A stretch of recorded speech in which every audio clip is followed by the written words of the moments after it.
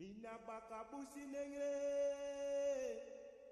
mine pele obiama.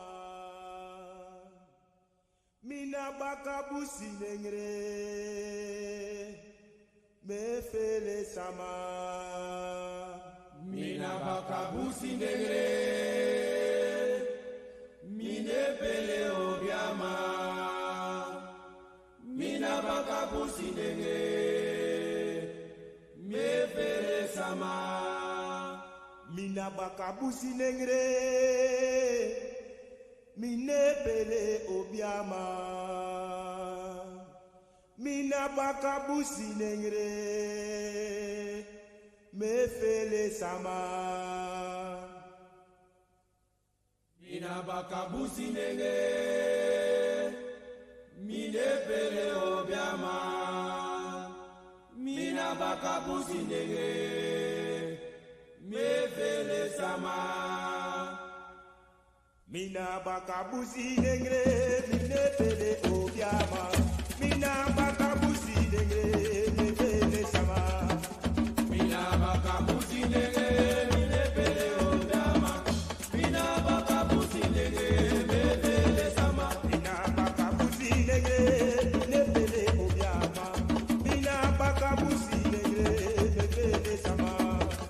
Mina bakabusi nengre, mine pele obiama. Mina bakabusi nengre, me fele sama. Mina bakabusi nengre, mine pele obiama. Mina bakabusi nengre, me fele sama. Mina bakabusi nengre, mine pele obiama. Mina bakabusi nengre, me fele sama. Mina bakabusi nengre, mine pele obiama. Mina bakabusi nengre, me fele sama. Mina bakabusi nengre, mine pele obiama. Mina bakabusi nengre, me fele sama. Ayo me fele sama, Me fele sama, mama me fele sama, me fele sama, tisa me fele sama, me fele sama, ay mama me fele sama, me fele sama, brother me fele sama, me fele sama, me fele sama, me fele sama, me fele sama, me fele sama, me fele sama. mina bakabusi nengre, mine pele obiama. Mina bakabusi nengre, me fele sama. Mina bakabusi nengre, mine pele obiama. Mina bakabusi nengre, me fele sama. Mina bakabusi nengre, mine pele obiama. Mina bakabusi nengre, me fele sama. Mina bakabusi nengre, mine pele obiama. Mina bakabusi nengre, me fele sama. Mina bakabusi nengre, mine pele obiama. Mina bakabusi nengre, me fele sama. Mina bakabusi nengre, mine pele obiama. Mina bakabusi nengre, me fele sama. Ayo me fele sama, Me fele sama, mama me fele sama, me fele sama, tita me fele sama, me fele sama, mama me fele sama, me fele sama, me fele sama. me fele sama. Mina bakabusi nengre, mine pele obiama. Mina bakabusi nengre, me fele sama. Ayo. Mina bakabusi nengre, mine pele obiama. Mina bakabusi nengre, me fele sama, Ayo me fele sama, me fele sama, mama me fele sama, me fele sama, tita me fele sama, me fele sama, mama me fele sama, me fele sama, mama me fele sama, me fele sama, tita me fele sama. me fele sama. gotkushTV presents Sankofa, The Future of Black History, a unique Black History Month online series exploring all dimensions of time as we chronicle the Black past, command the Black present, and empower the Black future. Workshops include The Future is Black, Why is Black History Under Attack? With Shakara, We Create Value, The Ingenuity of Enslaved Africans, with Robin Walker, Ancestral Calling, Agriculture, and the Opobo Library Initiative with Aya Eneli, Quantum Field Theory as African Heritage with Asar Imhotep. For full information including dates and registration, visit gotkushTV.com. We have made history. We are making history. There is history still to be made. Sankofa, the future of Black history. A Black History Month series not to be missed.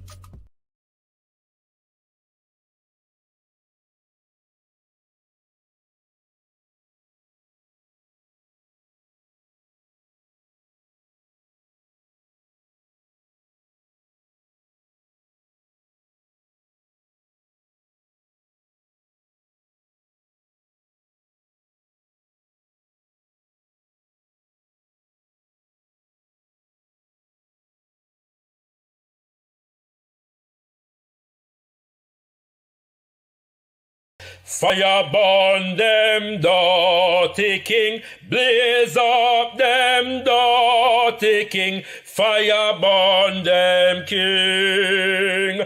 Send him disastrous, and time he fast with us, ancestors walk with us, fire burn them king.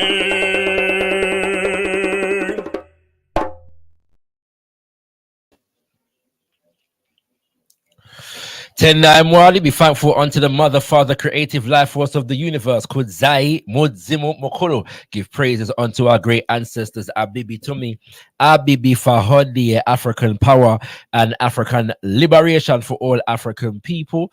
Greetings and welcome, family, to this edition of Zivanai. Yes, a beautiful word spoken in the Shola language, which is mostly spoken in Zimbabwe, and simply means let us get to know. Yeah, we are get to know, and I'm saying we one another and all of these things. Okay, and we are here in the building today, family, as we are every week.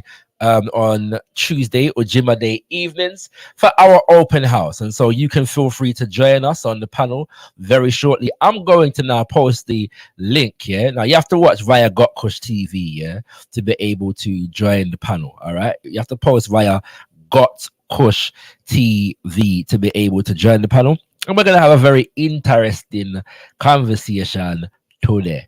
Interesting conversation I go on today. Yeah. So do stay tuned. Yeah, do stay tuned because we're going to get into some things. But just to remind you of the fact that our event series for Black History Month, Sankofa, the future of Black history, is approaching, and you can register right now at gotkushtv.com. gotkushtv.com. Yeah, gotkushtv.com for all your information.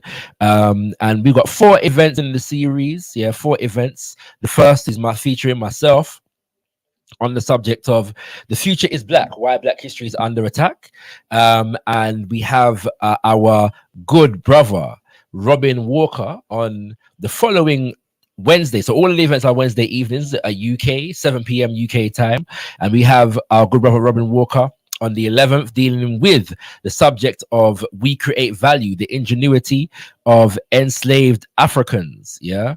Then after that, we have our sister Aya Eneli dealing with the ancestral calling, agriculture, and the Opobo Library Initiative. Very, very serious topic right there. So, and finally, we have our good brother Asar Imhotep, who is featuring, speaking on the subject of quantum field theory as African heritage. Yeah, so all of our events throughout the series are designed not specifically to relay historical information, but to make said historical information relevant to our present and future development and empowerment as African people.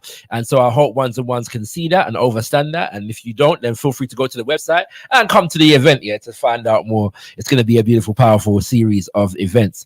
And you can also get all of the full series at a discount price. So each session is £10 for each session, but if you want to get the full series, it's 30. Yeah, so all 4 for the price of 3. All right, so do come through, and we look forward to seeing you there. One of our sponsors, as you saw, earlier is Black History Walks. And so I'm going to let you know about a Black History Walk event that is coming up in a few days time, kings and queens. Yes indeed, yes indeed. I'm going to share my screen right about now, and we're going to be getting into some things as far as what Black History Walks has going on at the moment, and that is The Little Mermaid's Real Black History and the Books to Prove. Detailed facts and figures about mermaid history, Black films, and African spirituality. Legends showcased in major Hollywood franchise. Okay, and so we're going to be delving into on this day the Black history behind The Little Mermaid. The Little Mermaid's first iteration in 1989 as a white woman stole concepts from ancient African history. The new version of her as a Black woman was condemned and trolled in certain quarters and affected its box office performance. Hollywood has a long history of strip mining, Black history and representing it as generic with no reference to its source material. In this interactive double presentation, Dr. Michelle Asantewa, course leader on African women resistance leaders, political and spiritual, and Tony Warner of Black History Walks Volume 1 will illustrate racism in the film production distribution, white versions of African history, and legends that make big money for Hollywood. African civilizations, pre-European invasions, Brazil, Cuba, Nigeria, Panama, and Streatham. Why we don't want a Black mermaid and who is we. Black rip-off historians and sellouts, Black goddesses and white patriarchy, can they coexist? Black women in publishing, successes and inspiration. As said, your speakers are Michelle Asantewa and Tony Warner. And the event takes place on Thursday, the 21st of September. Thursday, the 21st of September. Yes, do come true. And you can get your tickets by going to blackhistorywalks.co.uk or simply searching Eventbrite. Simply search Eventbrite, Black History Walks, and a list of all of their events will be available to you. All right, kings and queens. So we look forward to seeing you down there on the 21st of September. The Little Mermaid, The Little Mermaid's real Black history and the books to prove it. Yes, indeed, kings and queens. Oh, I should also explain this little detail over here, sir. The entry is absolutely free. So do come true and get your tickets now and move quickly, because you don't know, say, when it comes to Black History Walks, the event them sell out very, very quickly. All right. Okay. So let us see. We're gonna stop show the screen there right here now and get in at the conversation. Set him what me see you, and we're gonna come to you shortly. Okay. Right, family, as you come through, please like the video, like up the video, and share the link far and wide. We encourage you to share the link for this stream far and wide. Yeah. So there's two things I'm going to talk about. One I'm going to talk about rather briefly, and the second I'm going to talk about a little bit more extensively. Yeah. And the first is that I had the pleasure of viewing a debate, hosted by Sarnetta, and it was between brother Sekou Kelly and brother Bobby Banger. And the subject of the debate was spirituality versus science, which is more important for the betterment of Black people worldwide. Yeah, and I might be paraphrasing the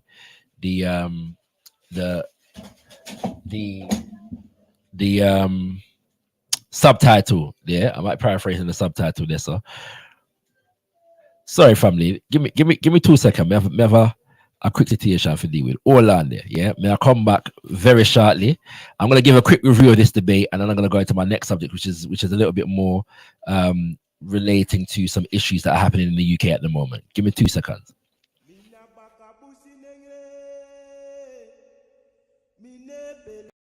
GKTV presents Sankofa, The Future of Black History, a unique Black History Month online series exploring all dimensions of time as we chronicle the Black past, command the Black present, and empower the Black future.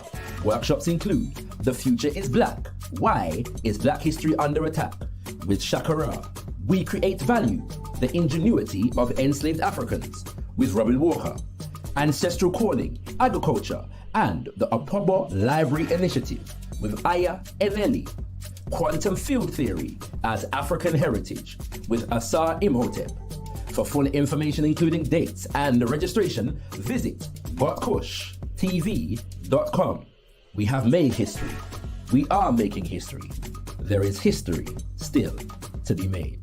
Sankofa, The Future of Black History, a Black History Month series not to be missed. Okay, family, apologies for that. We're back. All right. So yeah, I was saying that I was able to view live this debate and take part in a piece of the after show as well. Yeah. And it was a very interesting debate, both our brothers had their point. I think that it was overwhelmingly decided by the viewing audience that Sekou in fact won the debate. And I can see why. I think that he had a more cogent argument that took into consideration more dimensions of the subject matter at hand. And I think because of that, he was declared the winner. And I think that there's also a bit of inevitability about that, because within the conscious community, many people are very, very spiritually inclined, and so are more given towards the arguments that Brother Sekou gave, which also, it can be said, his presentation, in spite of that, was excellent in terms of the breadth and the depth that he explored. Brother Sekou, that is. And the major problem with the debate, as far as I see it, is that whilst it was being said, so Brother Bobby said a number of times, I'm sorry, let me just get the specific title correct. The title is Spirituality versus Science, which is better for the Black communities of the world. Which is better for the Black communities of the world. All right.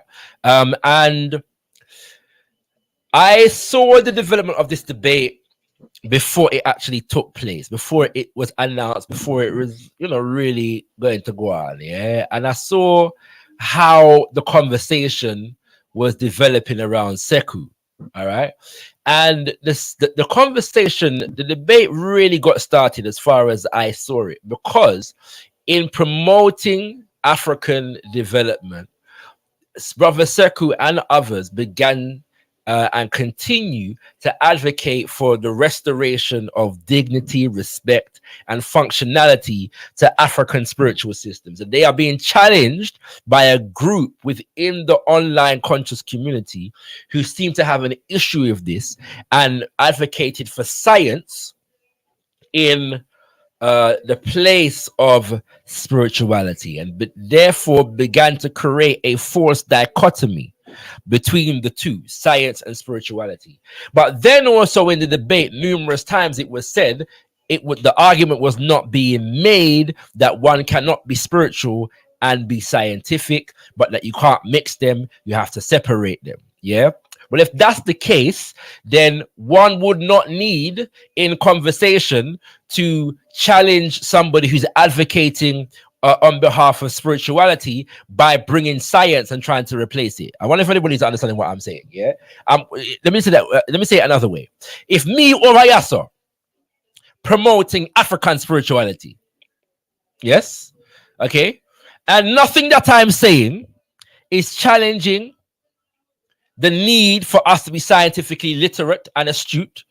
Nothing that I'm saying is challenging the viability of scientific literacy, and nothing that I am saying is negating the fact that in order to empower ourselves as African people, especially in this dispensation of time, we need to be scientifically literate, then there is no need for anybody to come and say we need to be scientifically literate, if that makes sense, right? As though it is challenging the premise of my argument. And that's what I saw being done. Yet at the same time, people said them never did a go on with them the argument there.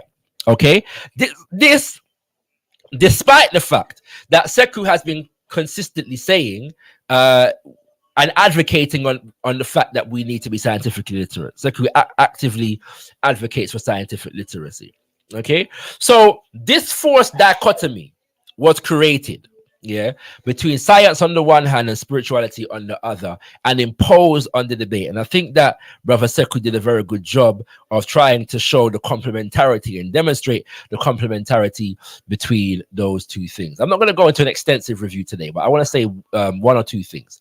The first thing that I want to say is one of the things that was very evident to me in the debate is the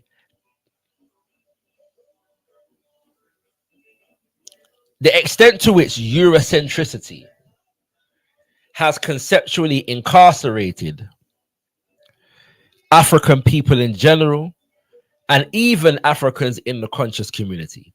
Because a number of statements that were made during this debate and its after show in relation to what African spirituality is, that demonstrate, one, a lack of understanding of African spirituality, and two, a lack of a capacity to think, conceptualize, and reason within and upon African-centered terms when analyzing African reality. Yeah, and I'll give one example of this. Yeah, one example of this. Within the development of European society and the discipline of science within European nation states and culture, the dominant narrative is that science is an outgrowth of natural philosophy. Okay? Science is an outgrowth of natural philosophy. Natural philosophy being defined from its Greco-Roman origin. Yes? And once we had the tools to be able to observe and measure and see what was going on in the universe more, natural philosophy became replaced by science. And so the statement, therefore, is made that philosophy and spirituality are two separate and distinct things.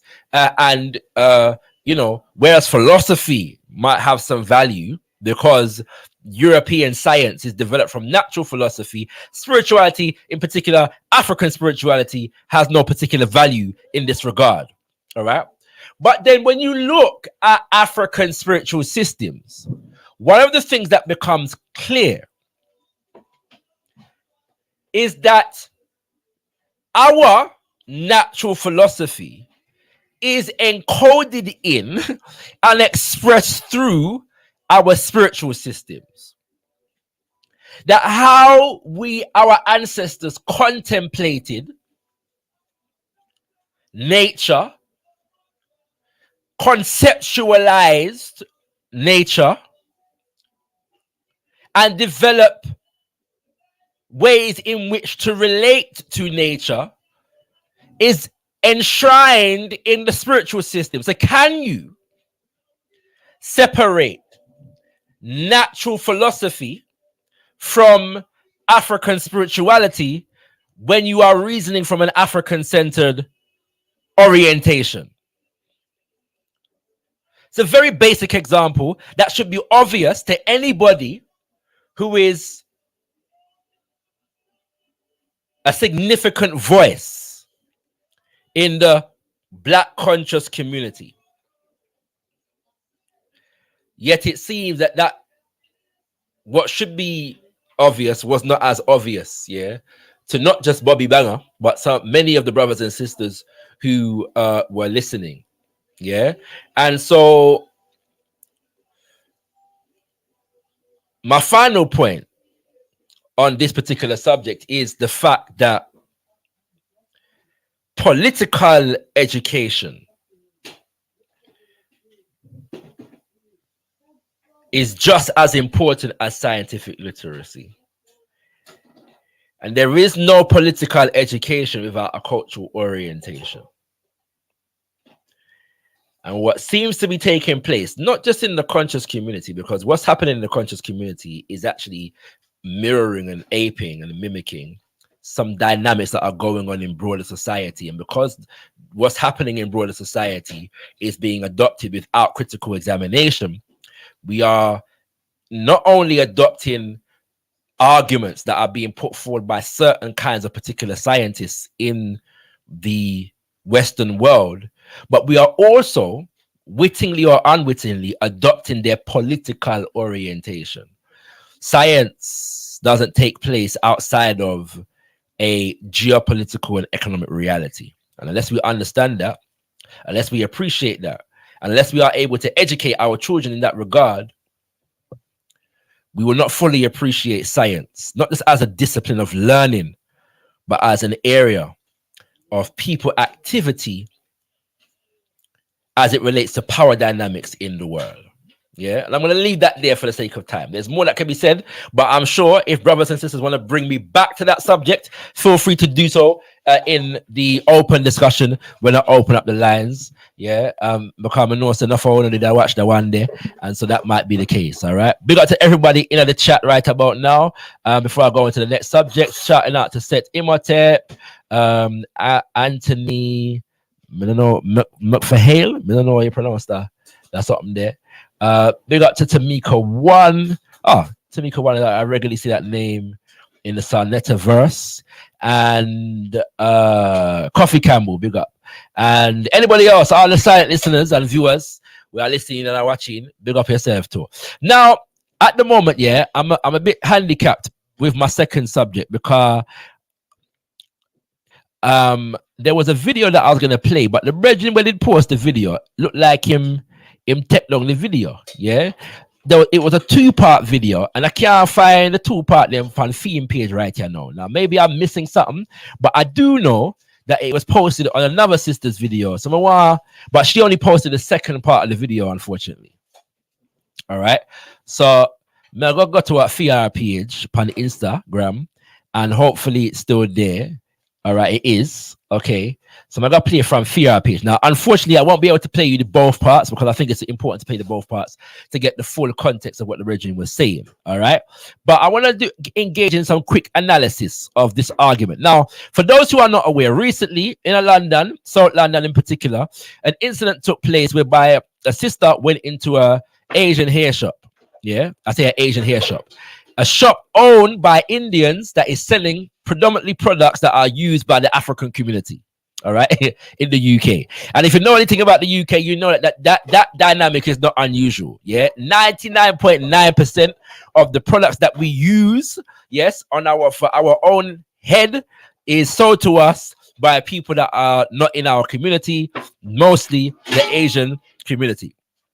Okay, and so she was seeking a refund for some products that she had bought, and the shop owners refused to give her a refund. Cut a long story short, she went to go and they have a no refund policy. Yeah, so she went to go and replace the products. In between, and the details of what happened next is being investigated at the moment, but the incident escalated to the point whereby one of the shop owners was roughing up the sister and ended up wrapping his hands around her neck, yeah, and manhandling her to a significant degree in this shop. The video of this incident was videoed, and the video of this incident went viral. And some of you may have seen it. If you're not living in the UK, you may have seen this video. And as a result, the day after the video went viral, many members, hundreds of people in the African community went down outside of the shop and protest the thing. And so there's been a lot of conversation around these dynamics, yeah, over Yasso. Now there's a brother by the name of Mini, yeah, who's on Insta. His tag is My Nature Music, and he had a very interesting thing to say, yes, about people's reaction to this incident. And I would like to play his video and share my thoughts, yeah, on where Mafise. Like I said before, kings and queens, unfortunately I cannot find the original 2-part that he posted on his own page, so I'm paying this from the page of a sister called Afua Rose. Many of you may know the sister, but we're going to get the basic argument that he's making, and I want to challenge, yes, some of the things that he is saying in this particular post. All right, so make sure the everything I share good. And you know, the problem with this now is that when I'm playing it from this, I can't actually say uplifting and positive stuff, and it's verbal. I can't actually wind it, so I'm gonna refresh the page hopefully and come back to the thing. Yeah, so give me a sec, family. All right. By the way, family, if you want your comment to be read out, yeah, you have to tag at gotkushTV. That to Bobby Kasanga. Bobby Kasanga said, "Let's call a spade a spade." He's talking about respect. These guys that think that you're community leaders, that's from the road. The man them ones. I'm talking about. All right, hold on there.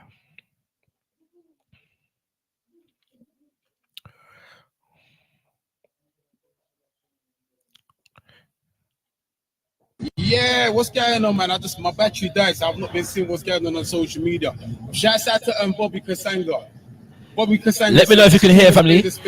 He's talking about respect. Let's have it right. I'm not talking about respect. I'm talking about all of you guys that think that you're community leaders. That's from the road. The man them ones. I'm talking about every one of you. My whole purpose of that video, what I'm saying to you guys is, you lot can only enforce being a mentor. You can do great mentors. You can only say uplifting and positive stuff, and it's verbal.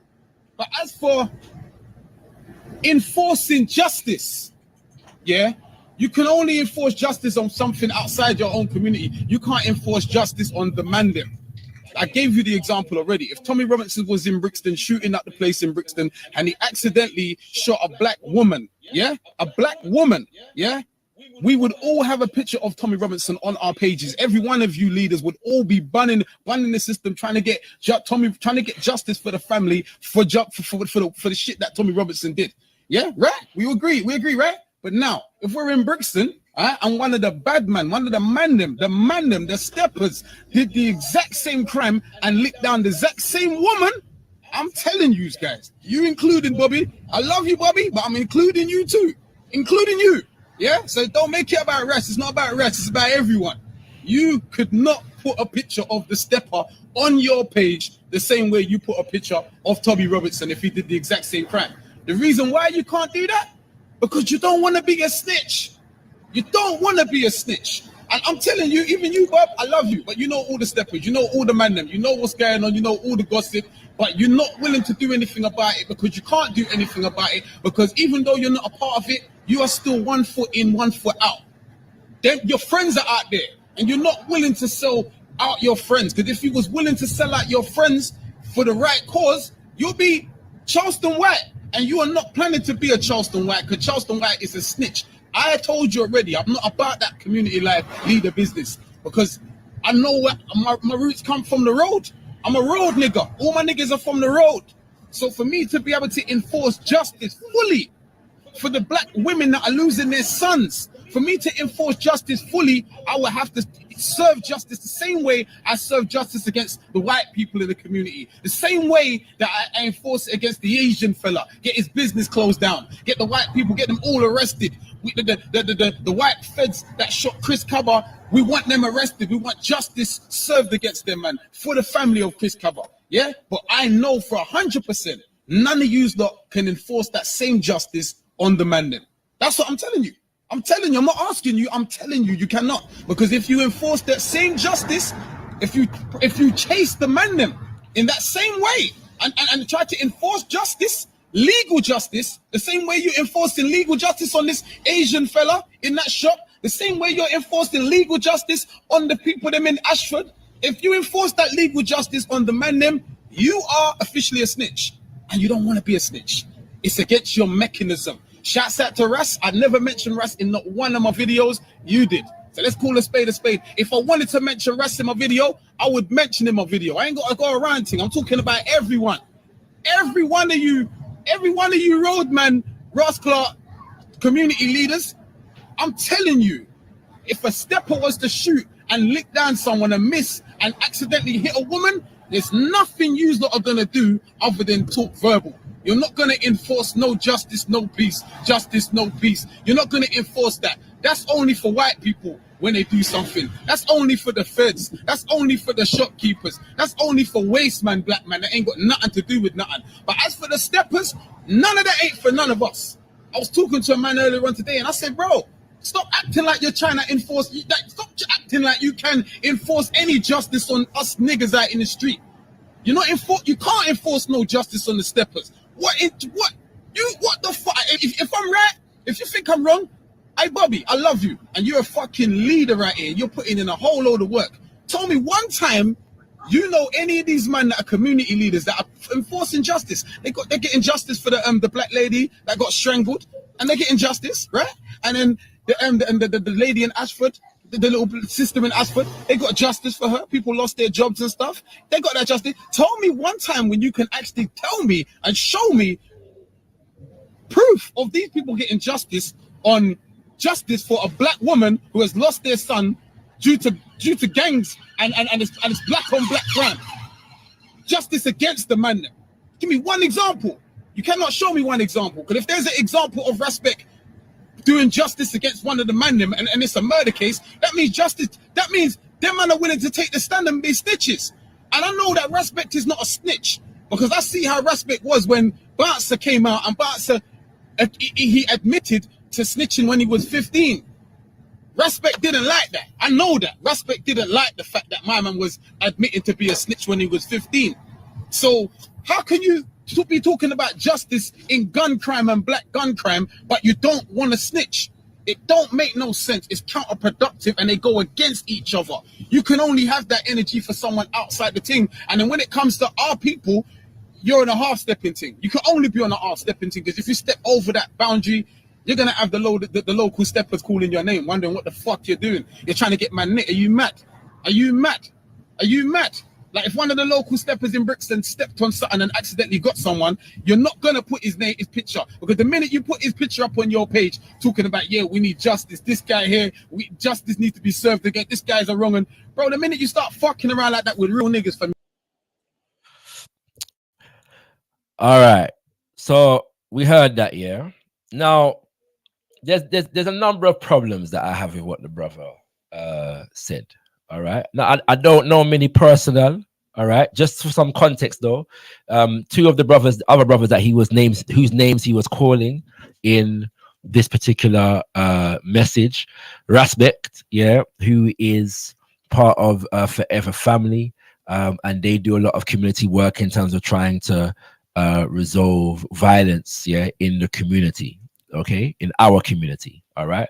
And it's interesting, and he brought up that name because of another brother by the name of Bobby Kasanga, who is another brother who has a road history, so to speak, who was in jail for a number of years, came out and started a community football team to bring youth into the football team and avoid them hitting the road, yeah, and becoming a part of, you know, the cycle of violence in the community. Yeah, and so basically what's happened is this brother Minnie has said these things, and the brother Bobby has challenged him and suggested that he's throwing wood after man like Respect Fire Bingi. And whilst he's saying he's not throwing wood after Respect Fire Bingi, that would seem to have been contradicted later on in the video.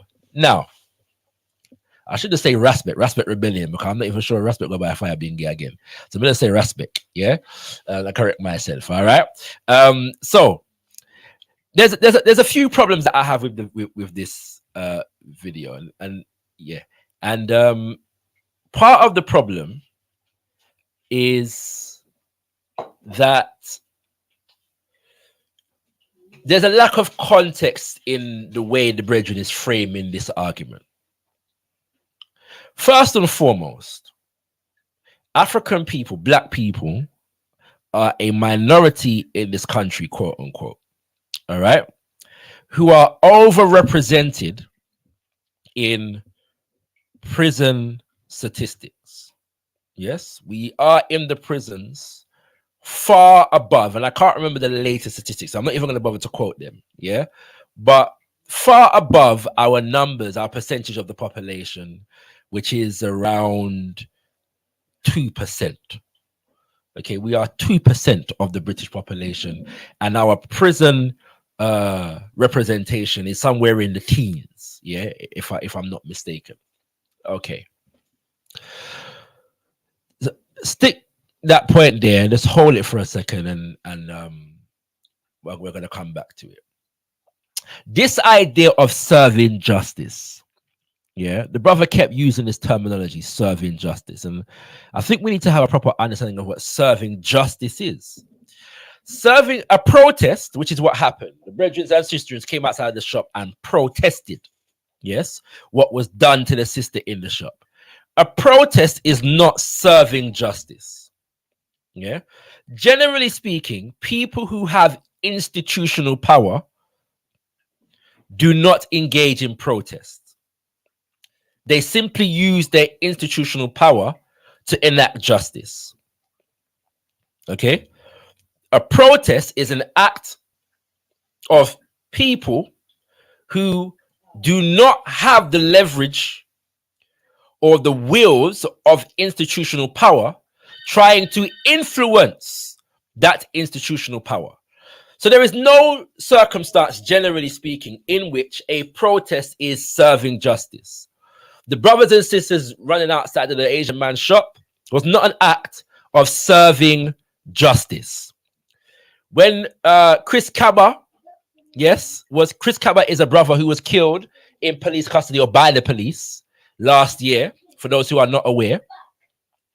And African people, black people in this country have been protesting and demonstrating and demanding justice for his death. Yeah. The protests and the demonstrations are not serving justice. Okay? So this is a mischaracterization. I want that to be clear. This idea that we serve justice on people who are outside of our community whilst not serving justice on those who are in our community is fallacious. If we understand what it means to serve justice. All right? That's point number one. Point number two is, when you look at what we are protesting, African people, black people in the UK have a history of experiencing racial violence against our community from other people and from other communities, I should say, and also from Dirty Babylon police. All right, tell them, my princess, how you doing? So we got visitors in on the home front. So I'm just greeting the princess. Oh, that's very nice, lovely. All right. For said acts of violence, which often result in murder, the British state has a very poor record of bringing the perpetrators of these crimes to justice. However, a part of the reason why black people in this country are overrepresented in the prisons is because when we are on the wrong side of the law, so to speak, generally speaking, the law knows how to serve justice. There is not an issue in this country of black youth not going to prison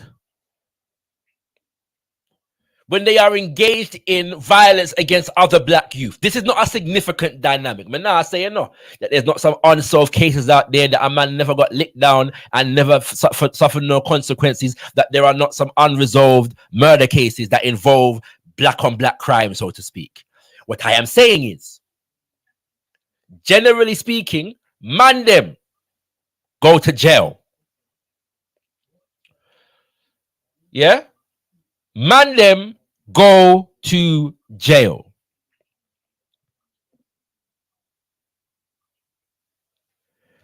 The system doesn't have a massive track record of just letting off the man them when the man them murk other man them. Yeah? So you have to factor that into the situation. Yeah? This is without even going into how we get into no snitching in our community in the first place. Generally speaking, no snitching comes in for two reasons. One is because oftentimes over policing in our community was designed to squash community organizing. Two, over policing in our community was designed for the criminalization of the community because the police are heavily implicated. If you understand the history of road in the UK and anywhere for that matter, there is no road culture, gang culture, black on black violence that doesn't involve orchestration from the powers that be, forces that be, including the police. Yes, the drugs reached into our community through the police. The guns reach into our community through the police. Bear those things in mind.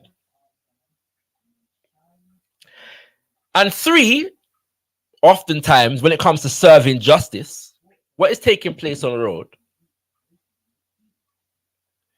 Yeah. Not always, but often. People serve their own justice.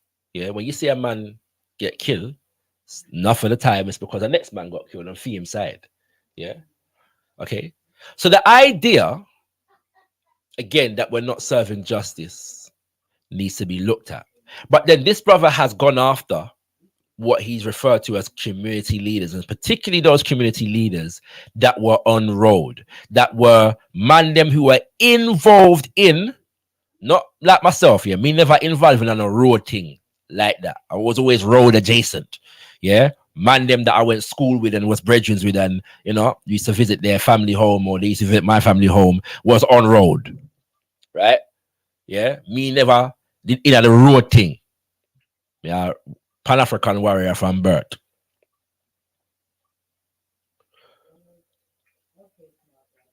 But for those of us who are in the community, who have that experience and have so-called reformed ourselves and are now trying to do the work within the community to prevent other young men and women from going down that same path. These are the kinds of brothers and sisters that Minnie is calling out in this video. And I think it would have been far more constructive to promote their work. Because what happens is, how we try to address those issues within our community is via prevention. Yes? We don't have to encourage the police to arrest the man them and lock up the man them. The police don't need no encouragement where that is concerned. Yeah? The criminal justice system don't need no encouragement where that is concerned. What we do need to do is educate the youngers them about the dangers of this thing and how it is destroying the community. What we do need to do is provide them opportunities that make it less likely to go down certain road. What we do need to do is provide older generational examples that the youth them can see and follow. And so a lot of the brothers that Minnie is going after and criticizing in this video are doing that work. This is the irony of the situation.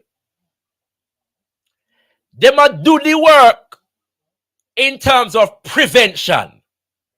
And I'm not even going to go into the extent to which it's impossible for a criminal justice system that is based upon criminality to truly be a system of justice. That's a whole next conversation. Yeah. But why are we discarding the work that the man them are doing because them now protest outside of some roadman yard and demand that police come lock them up? That don't make no sense. That don't make no sense. Yeah. Now, I'm not one with road experience like that. I'm not coming from road like that. However, I have done work in the field of guy intervention, yeah, what they call youth mentoring, working with disaffected young people, etc., etc., etc. And I've worked with brothers and sisters who have that role experience and then them kind of things there. When it comes to mothers, the idea that man them don't support the mothers is wrong. I've seen man them support the mothers who have suffered, whose sons have died at the hands of these things. I've seen groups of mothers come together and support each other. I've seen man them who were on road, yes, come to the aid of mothers in various different ways. I've seen man them who were on road get other youths off of road.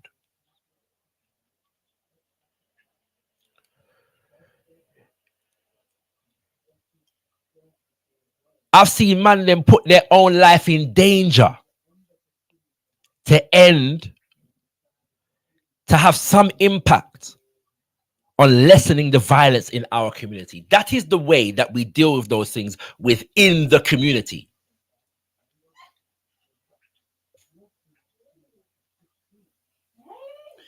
And it seems as though our brother, Minnie, totally ignored that reality and criticized the man them for not bringing the criminal justice system into the equation enough, which is weird to me. Entirely weird. Yeah. And there's more to be said on this, but I'm going to leave it there because for the sake of time and invite brothers and sisters on if they want to speak. Yeah. So the link is in the chat, family. The link is in the chat. You have to watch via gotkushTV to come through. So if you're watching via gotkushTV, you will see the link pinned to the top of the chat. You can click that link right about now. Yeah. Click the link right about now. You can come through. You can either raise your own point.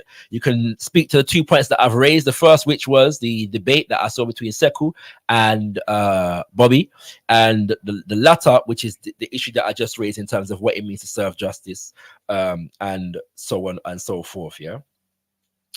The other side to this is that when we talk about police are people who have a certain level of authority within the land. People tend to, as I said, protest and demonstrate against those who are supposed to have authority, yes, within their social geopolitical environment. The man them don't have authority. Yeah. Having said that,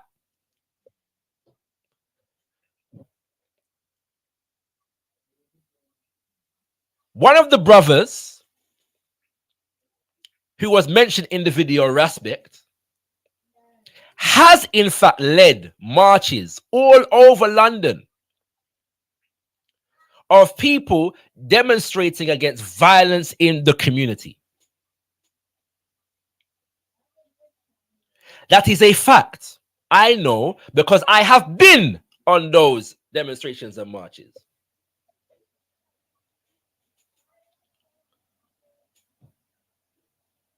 And in those instances, we're appealing to brothers and sisters.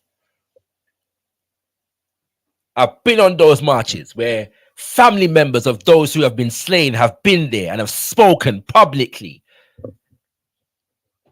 to the assemblies of hundreds of people in the middle of the street, appealing to communities and people within those communities to end the violence.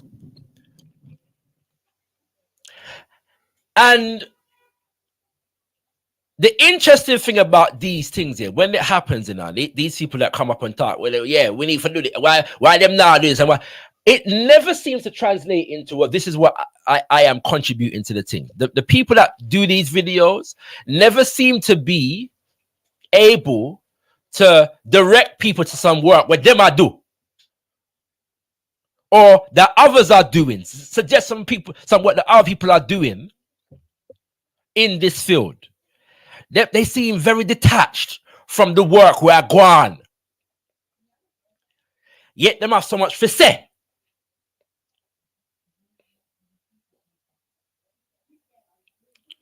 Because if you knew anything about Raspek, you will know that in Forever Family and in a previous organization that he was involved in called Gang, Guiding a New Generation, that work was going on all over the city. And I think probably even the country. I've been places with Raspek, even before Gang. Yeah?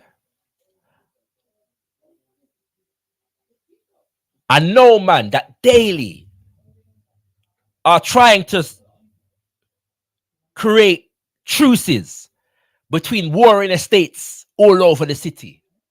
They do that work daily. I know these, man. What is the value that you put on that work versus snitching on a man and telling police where him live and all them things there? What value do you put on that work? And if you do put value on that work, then why was that work not mentioned? Or is it that you don't know about that work? And if you don't know about that work, then why have you spoken before you have properly educated yourself? That me want to know. 1 second, let me just say good night to myself. Good night. Good night.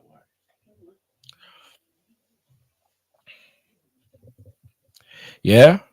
That me want to know. That me want to know.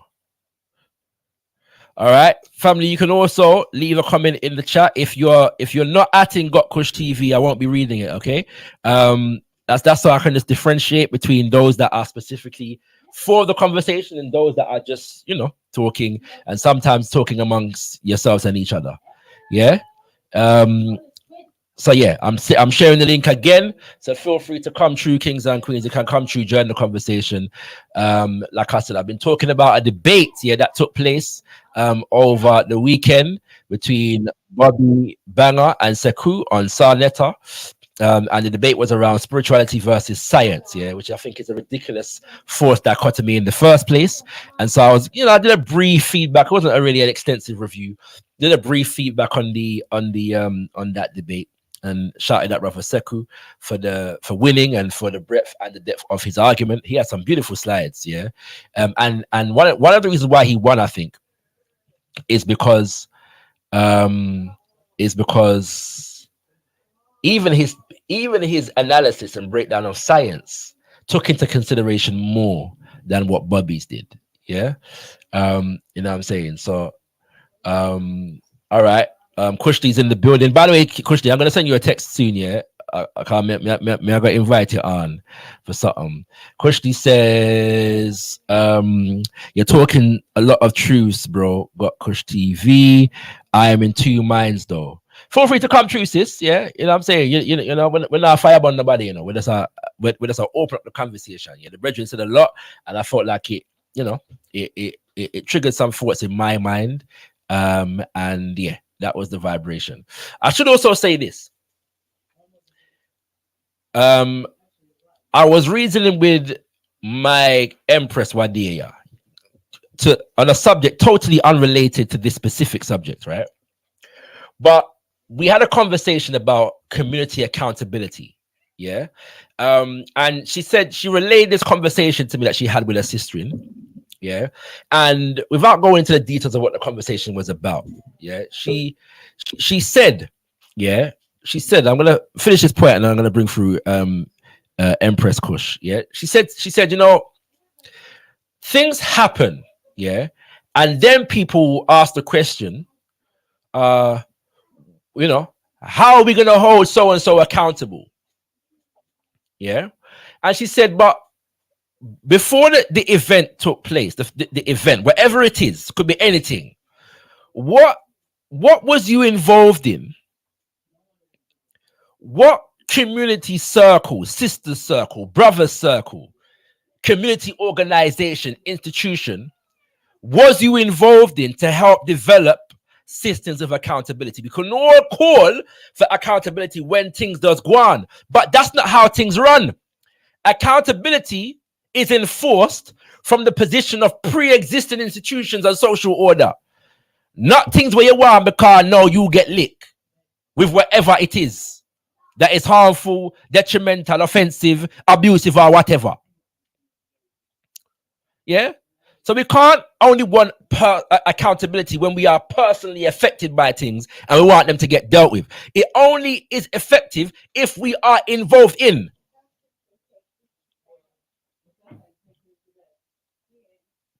Developing community prior to things taking place.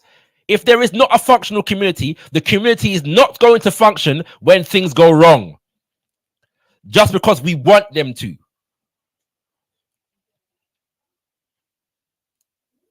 Yeah? And these are difficult conversations to have, because so many of us are talking about what we should be doing, and too few of us are actually involved in the doing of it, of the things that we need to do. Yeah? If we want to hold each other accountable, ourselves, what institutions are we developing and what is our contribution to the development of those institutions? Will we submit to the authority of said community institutions in the same way and even more than we do the authority of the institutions of the state of the United Kingdom of Great Britain, which we know is a criminal enterprise?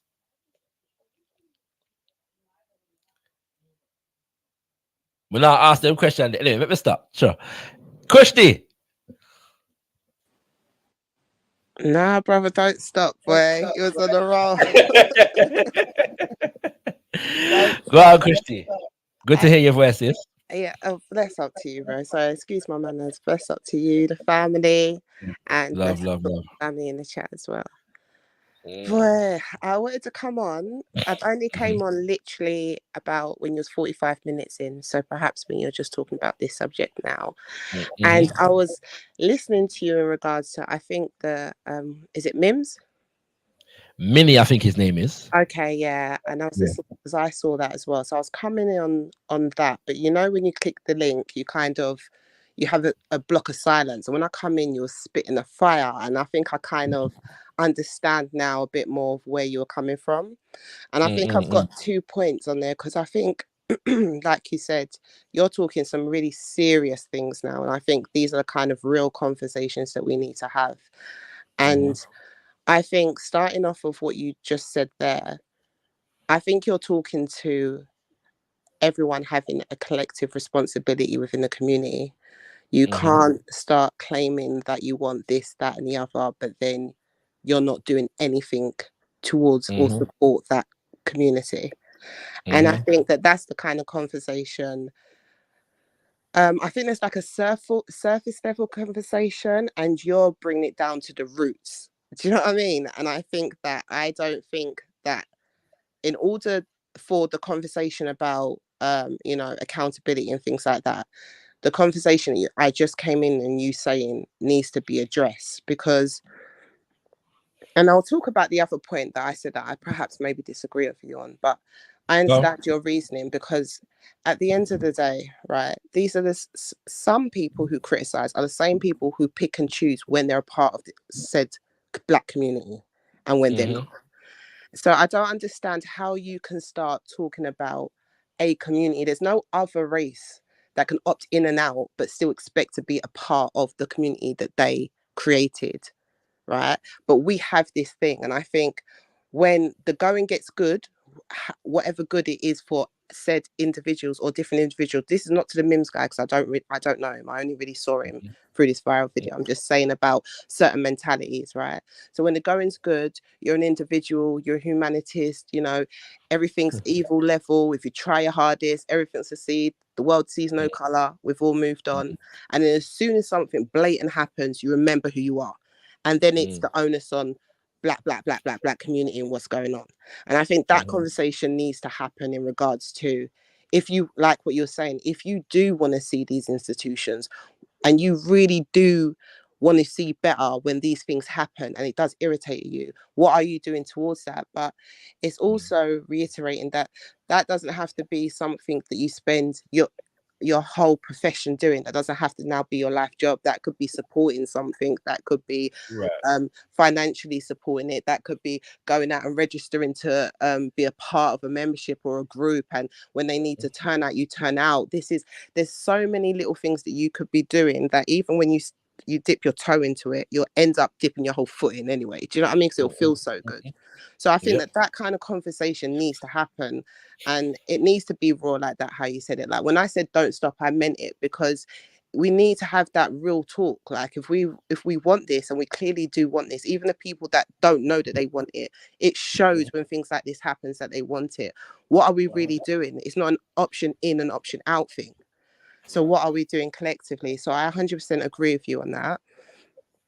But do you want me to leave? Do you want to come back on that, or should I just go to? No, go ahead. So, Go ahead, sis. Go ahead.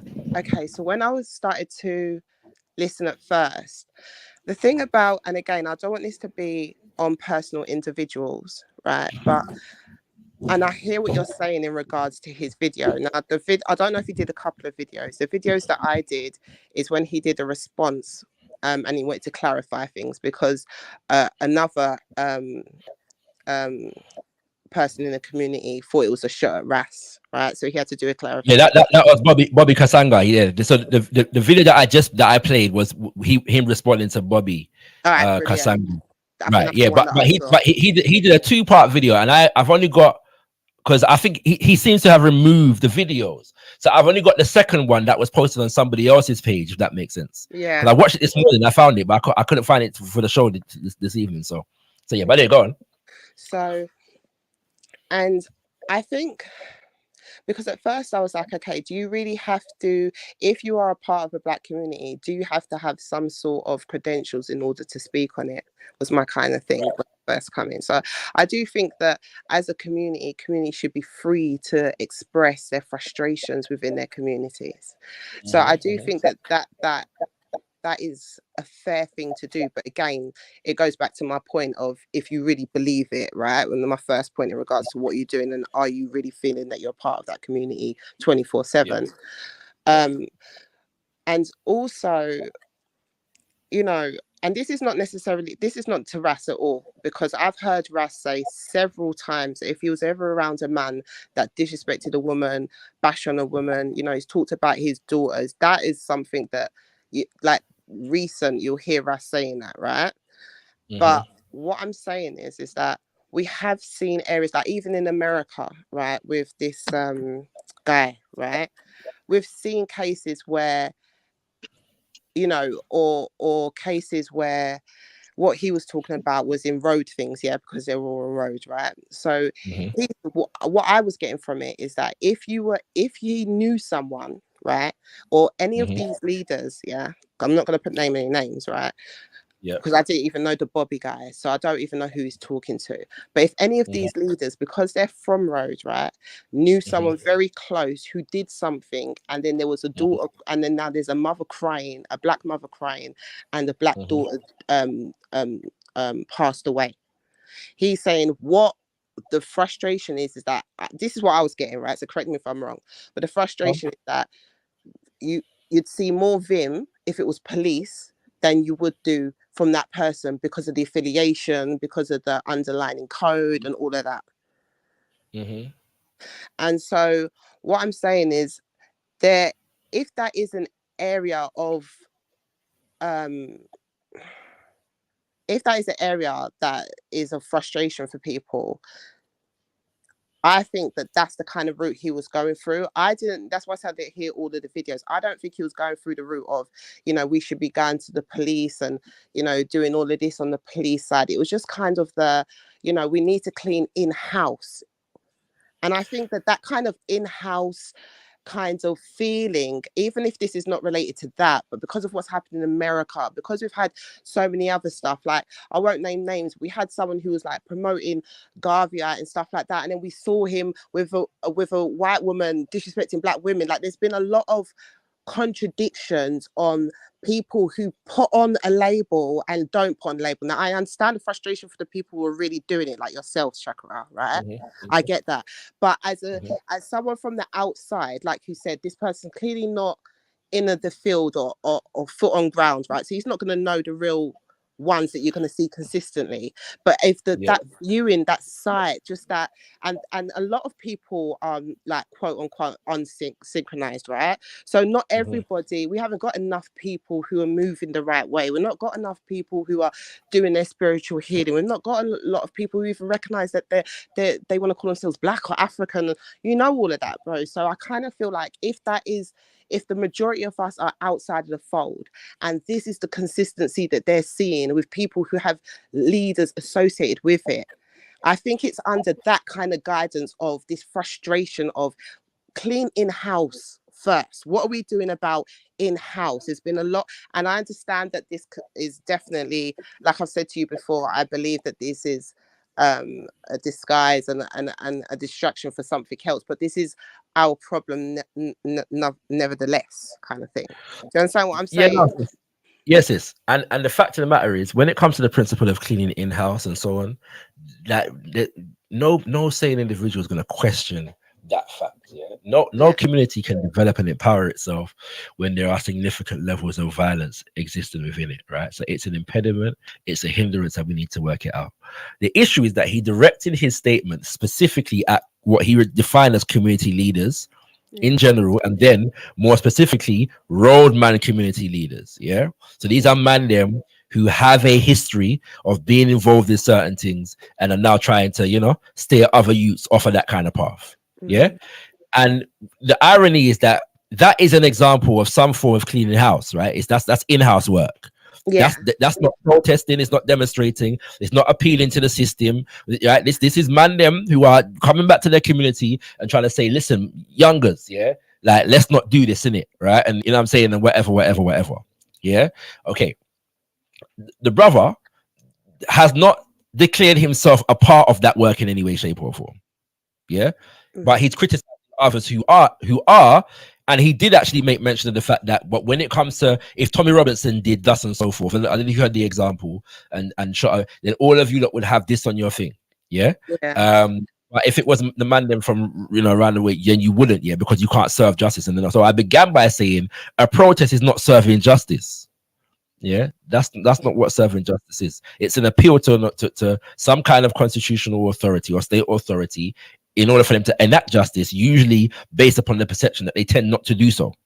In certain circumstances. When it comes to us killing ourselves and each other, this is not an issue that we have with the system. The system doesn't, they tend to lock up man for these things. Right? You see what I'm saying? So we don't have, like, appealing to the system to lock up the man them would be counterintuitive because the system locks up the man them. So you're saying that in regards to him saying that that's what they should be doing, working with the police, is like, because that's what I'm not even sure if he was saying that they should be doing that, although I would appreciate if somebody got that impression. It does sound like that's what he was saying. I'm not going to put it on him 100% because he may not have said that in so many words, but the logical conclusion of his argument would seem to suggest that these men who are protesting outside of the Asian man's shop, they should, if they're rude to the thing, then they should also point out the man them in the ends, when wherever to the police, right? Okay. I would understand. Okay. Now, listen. Now. Thanks for the clarification, because and that's the thing when you see it chop up, and this is the problem, and this is why it's good for you to have these kind of community conversations, right?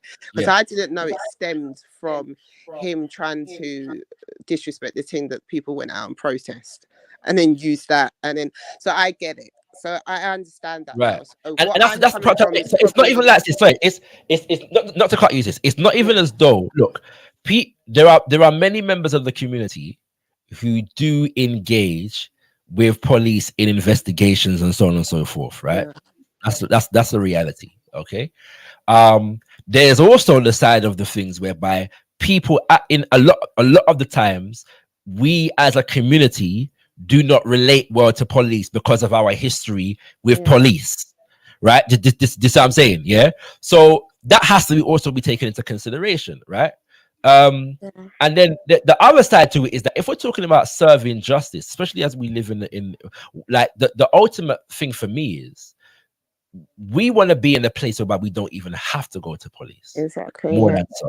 Right, just what I'm saying. That's not to say that I don't. When it comes to situations like murder and rape and them kind of things, there we do not have the level of institutional power to be able to call those people who are perpetrators of said things to account in the way that we should be able to. Yeah, we don't have that at the moment, and so I understand whereby those things do take place. It's natural that the machinery of the state is going to be employed in order to get some kind of justice. Yeah. That's the reality of the situation. But it seems that in the brother has gone after brothers, particularly, who are trying to prevent that situation occurring in the first place. So we're not waiting for a man to kill a man before we can so that we can say, well, boy, that's where he is, that's where he lives, that's where his mum is. You know what I'm saying? We're not waiting for a mother to be crying. We're trying to prevent a mother from crying. Yeah. And I feel like his commentary didn't take that fact into account. Right. Just what I'm saying. And so therefore is incomplete. And to be fair, I did hear some form of response where, especially on the back of him, you're saying, where I think one of them said that, you know, everyone has a part to play as well. And like you said, not everyone, especially if you're coming from that kind of background, that's probably the last place you want to be dealing with, is that kind of institution, the police as well, that direct institution you're dealing with. And it boils back to, am I echoing? Just a little bit. Okay, I'm not hearing it, so maybe that's my fault. So I'm gonna mute while you're talking, sis, and then say your last comment for now, because stay on the panel. I'm gonna go on because there's like 3 other people on the panel, so I'm gonna come back to you, sis. But yeah, go ahead, finish your point. Yeah, no, I was just gonna say, yeah, it's gone now. I was just gonna say that it adds on to your point, and I think one of them said that everybody has a part to play in this. Like, it's a long string to get to the justice stage. So their part is probably, like you're saying, doing the part that they feel comfortable in doing and where they've got the most impact. And what we need to do, and it always goes back to, is just building our own institutions. So we've got the following, directing, next stages in order to get to the final stages of justice. So I do get what you mean on that point. And I do agree. And I also wanted to say as well, I don't agree with him just calling out names and things like that as well. That's when it started to get a bit personal, and I don't know. Do you know what I mean? That's the whole back and forward stuff. So yeah, I'll let the others talk on your panel. To be fair to him, though, I don't think he began the name calling thing. I think he taught names because Bobby Kasanga suggested that he was talking about Raspik, and so he was saying that I wasn't talking about Raspik. Although, like I said, like, near the end of his video, it was everyone. It was everyone. The lines need to get blurred. You know what I mean? Yeah. I say it, go. But give facts, Kushti. Yeah, stay where you are. I'm gonna go on to Set Imhotep. Blessings, Matrina brother. Peace, God. Peace, everybody under the sound of my voice. Yes, sir. I don't know if I should really comment too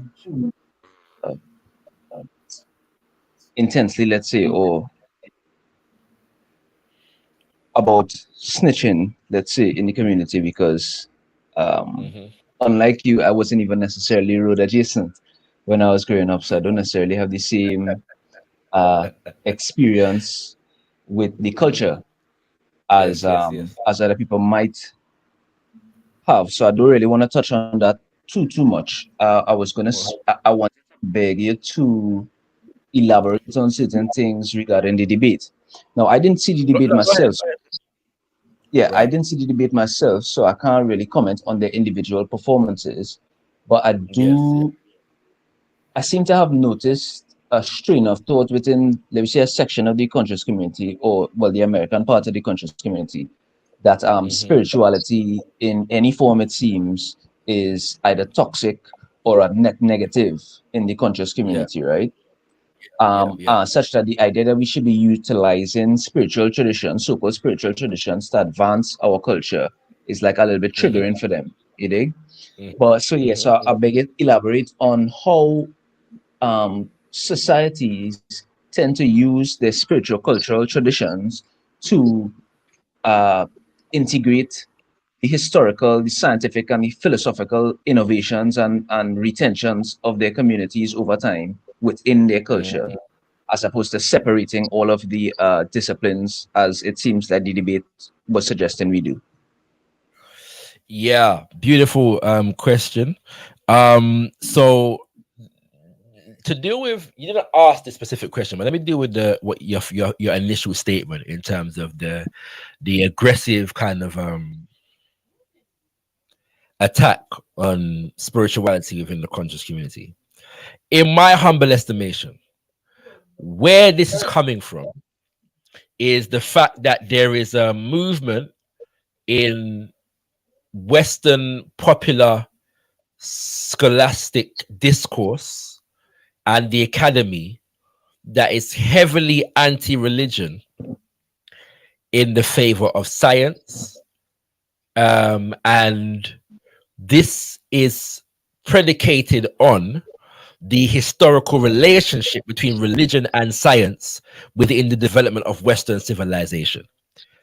Because the church traditionally had authority, people that engaged in scientific exploration were often stigmatized, persecuted against, and in some cases just killed. Yeah. And so you have a neo-Darwinian movement, yeah, who has popularized itself on the basis of attacking creationists, particularly in the Christian context. And then you have also philosophers like Daniel Dennett, yeah, who is the author of a book called Consciousness Explained, which I have, but I'm yet to read. But you know, these are people that are very high up in Western academy and popular scholarship. Yeah, these are like scholars that, you know, people will call for television appearances and them kind of things there. Yeah. So Richard Dawkins is one of the main guys, yeah, of the neo-Darwinian school. And then Daniel Dennett is one of the main guys as far as a philosopher is concerned. All right. And they developed a significant profile of attacking religion. Okay. And so what is happening is that brothers and sisters in the online conscious community, they are coming in the conscious community, having read Dawkins and the man them Dawkins. There's another guy called Lawrence Krauss, yeah, who's a particle physicist, if I'm not mistaken, a physicist, but I think he's specifically a particle physicist. Yeah, and these are very anti-religion guys. And so what they're doing is they're bringing that reasoning into our community and they're superimposing the argumentation on African spirituality. Yeah, without taking consideration for whether the phenomena that they are assessing is in fact the same as the phenomena that Krauss and Dennett and Dawkins assessing in their attacks on religion. Yeah. For example, I think that's where it's coming from. It's a neo-Darwinian sensibility that has come into the so-called online conscious community that has been merged with a significant strain of anti-Africanness. Yeah, don't want to identify with an African agenda, African identity, and a Pan-African political ideal. Yeah, so all of these things are happening at the same time. Now, to get to your question, you want to add something on top of that, just so it doesn't escape scrutiny in the discourse, right? I also think that their experience, the American conscious community's experience, is quite particular in that there have been a number of, let's say, pseudo-Egyptian, pseudo-Moorish, well, pseudo-religious so-called cults that have taken over and gained mass membership within the so-called conscious community, and which 100. in later years have been found to have been spreading let's say, false information. I don't want to say misinformation. They may have thought it was correct at the time. And so, especially in the present day, where I don't know if you're familiar with the brother Polite, but he's recently been, I think, convicted of inappropriate behavior with a minor or something like that.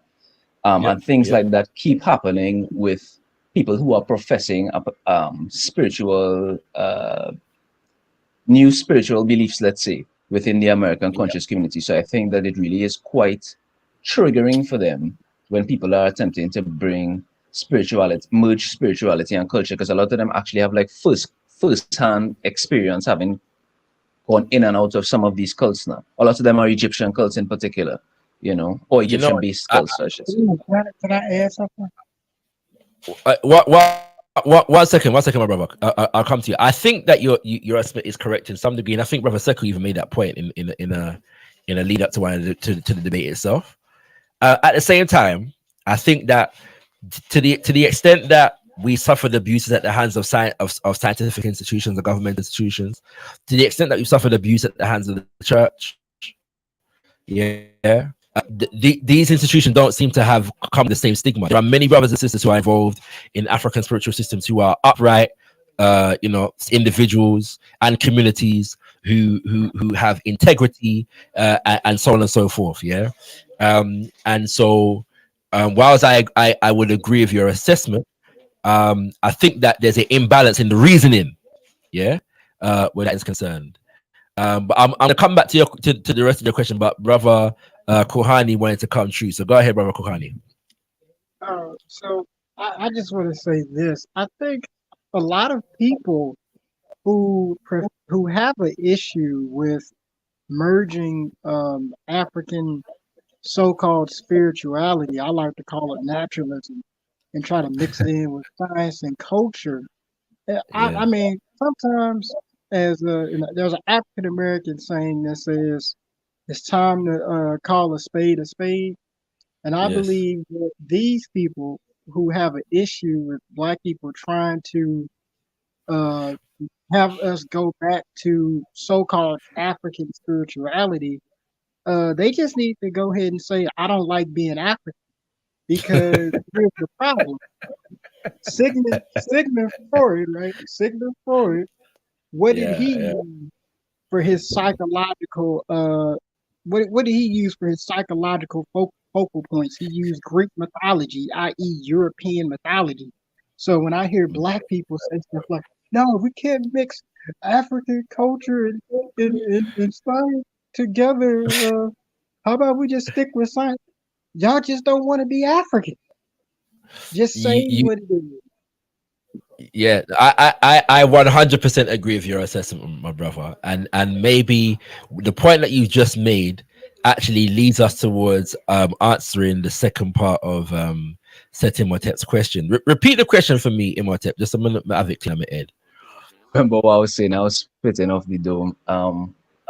But I did kind of want to jump on something the brother was just saying, though, because something that Brother Sekou has mentioned in the past, that he believes that we should be using some of the philosophy and knowledge of Kemet to basically instigate an African Renaissance, a Pan-African Renaissance. And people always like poo-poo that idea, and I've never understood why, because it's like, you don't have to be. Italians are not from, well, okay, Italians is probably a bad example, but let's say Spaniards are not from Greece, but a lot of their current culture, the setup of their culture and the philosophy that underpins their culture is still based on Greek and Roman philosophy and law and civic engineering. So I've never understood why people have such a pushback against it, but I don't remember the question, sorry. The issue is this. Coming back to what and related to what you just said to what Kohani says, if your cultural and geopolitical problems are solved by the identity of the state of which you are a citizen, then you are not going to see the utility in the reconstruction and redevelopment and functional usage of African spiritual systems. It's very simple. It's clear to me that those of us who are trying to solve African problems from an African center understand the viability of the thing because we understand the utility of culture, the necessity of culture, and we understand the role that African spiritual systems, Kimoyo, play in us being able to reconstruct a functional African identity and develop communities and nations and even families from that foundation. If your geopolitical problems are solved because you are a citizen of the United Kingdom of Great Britain, the United States of America, France, or whatever, then you're not going to see the utility of those things because your cultural and ideological ideas are taken care of, not only in the conceptual sense, but also in the institutional sense. You know that America, that Britain, and that France is going to represent your interest in the world, culturally, politically, and economically. That's it. Yeah. And wittingly or unwittingly, brothers and sisters, like Brother Kohani was alluding to, just need to say it, agree with, wittingly or unwittingly. Oh, wow. Yeah, your screen was freezing up a little bit. You're back now. What on there? Am I back? Yeah. Yeah. Well, here on Okay, screen. where did it cut off? No, you didn't. You never ever cut off. Your screen just froze, but we could still hear Okay, so you could always hear me. Okay, cool. All right, cool. Yeah.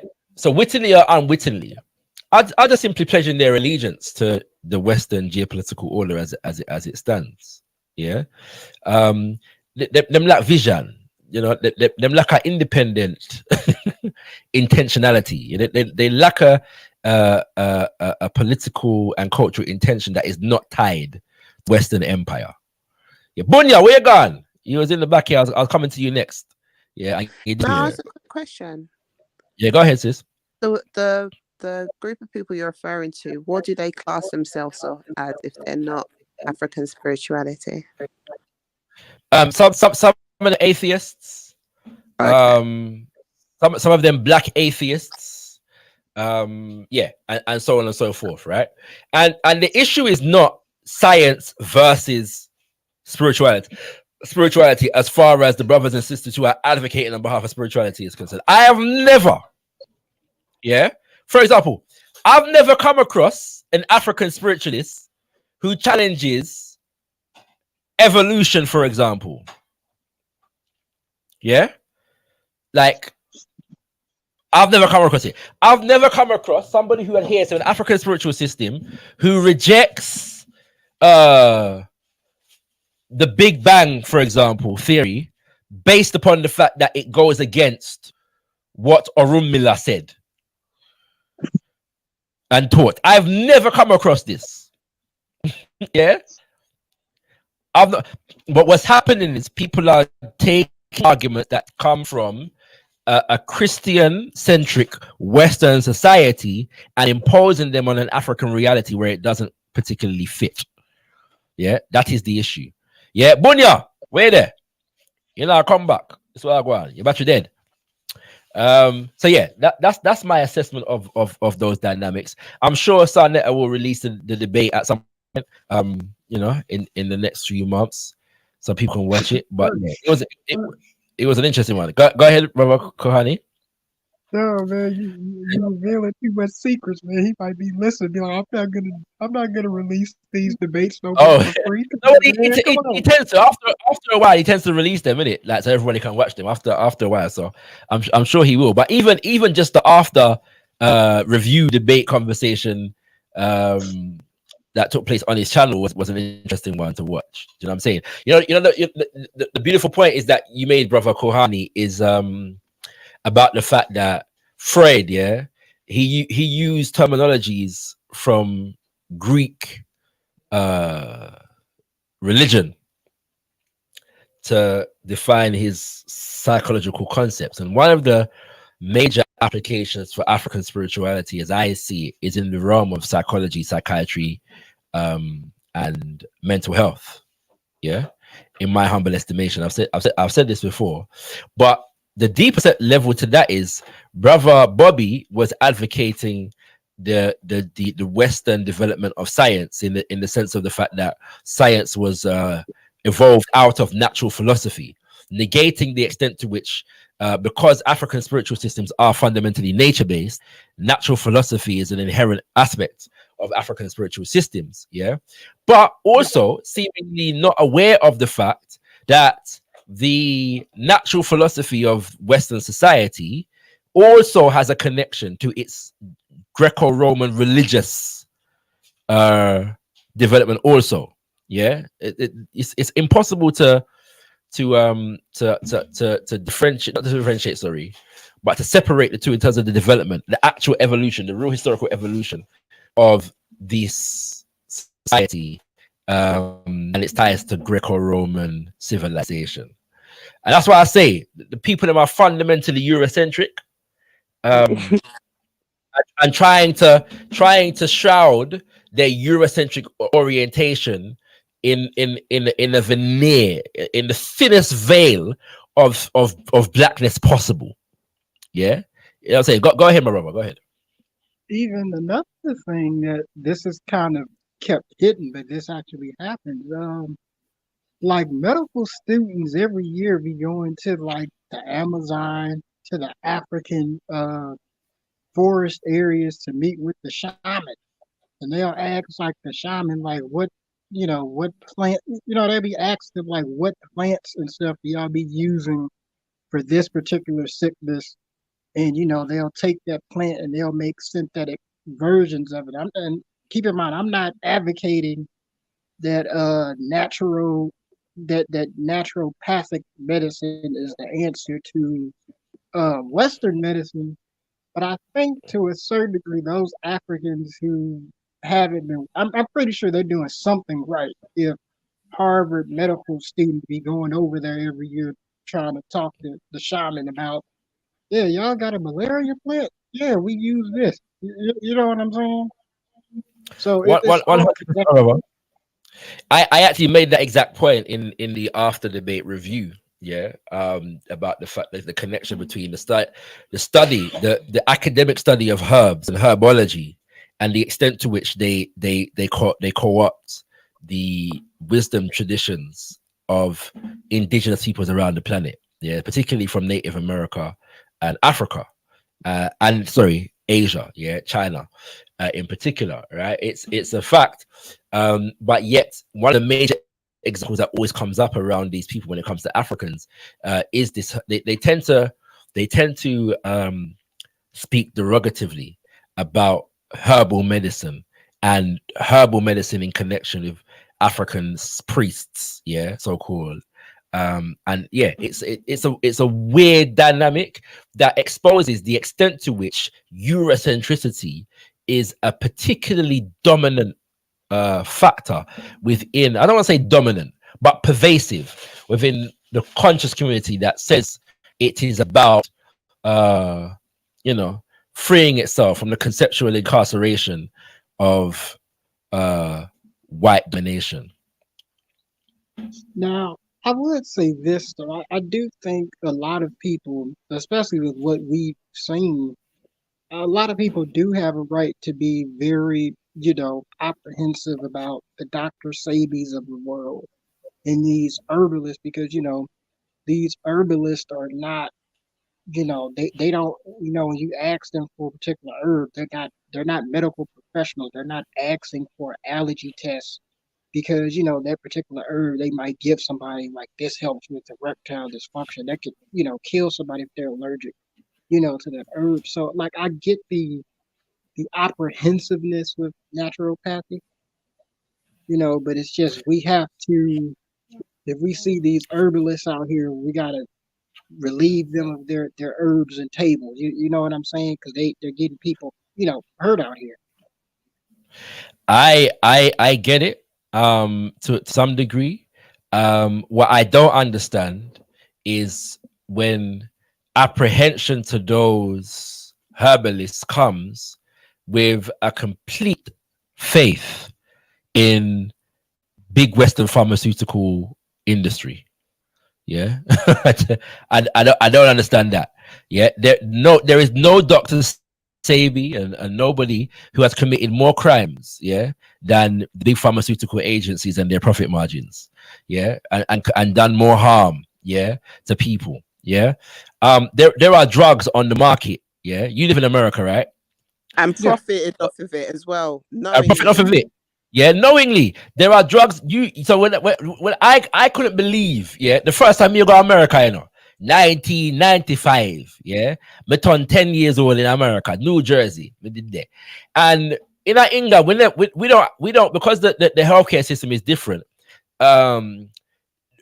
You there's a restriction in terms of what kinds of drugs get advertised, yeah, on TV. All right, so no advert not exists where end could cause heart attack, yeah. You know what I'm saying? Yeah, and all these things. No go so round here. So I was shocked when we go to America and see all them advert there where the advert end, yeah, could cause hypertension, heart attack, blister, you know what I'm saying, diarrhea, you know what I mean? and all of these things. Possible death.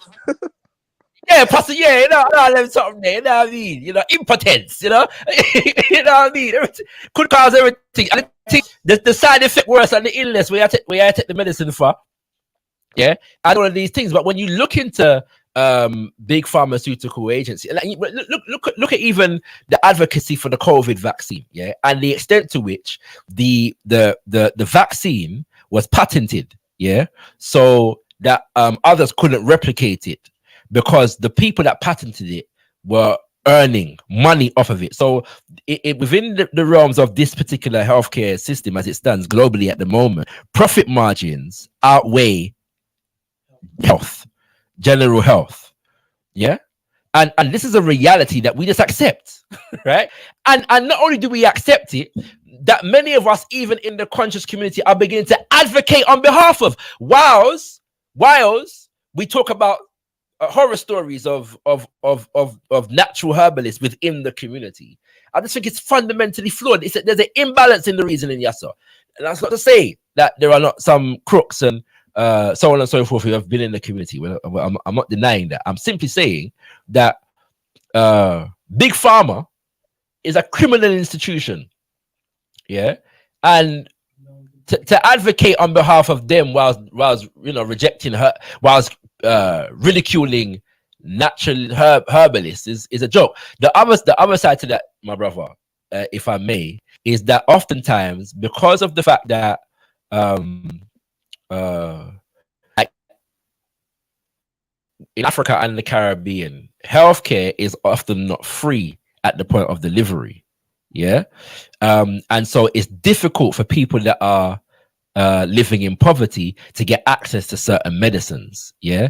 And because of the profit margins that are involved in these things, oftentimes the pharmaceutical agencies have a vested interest in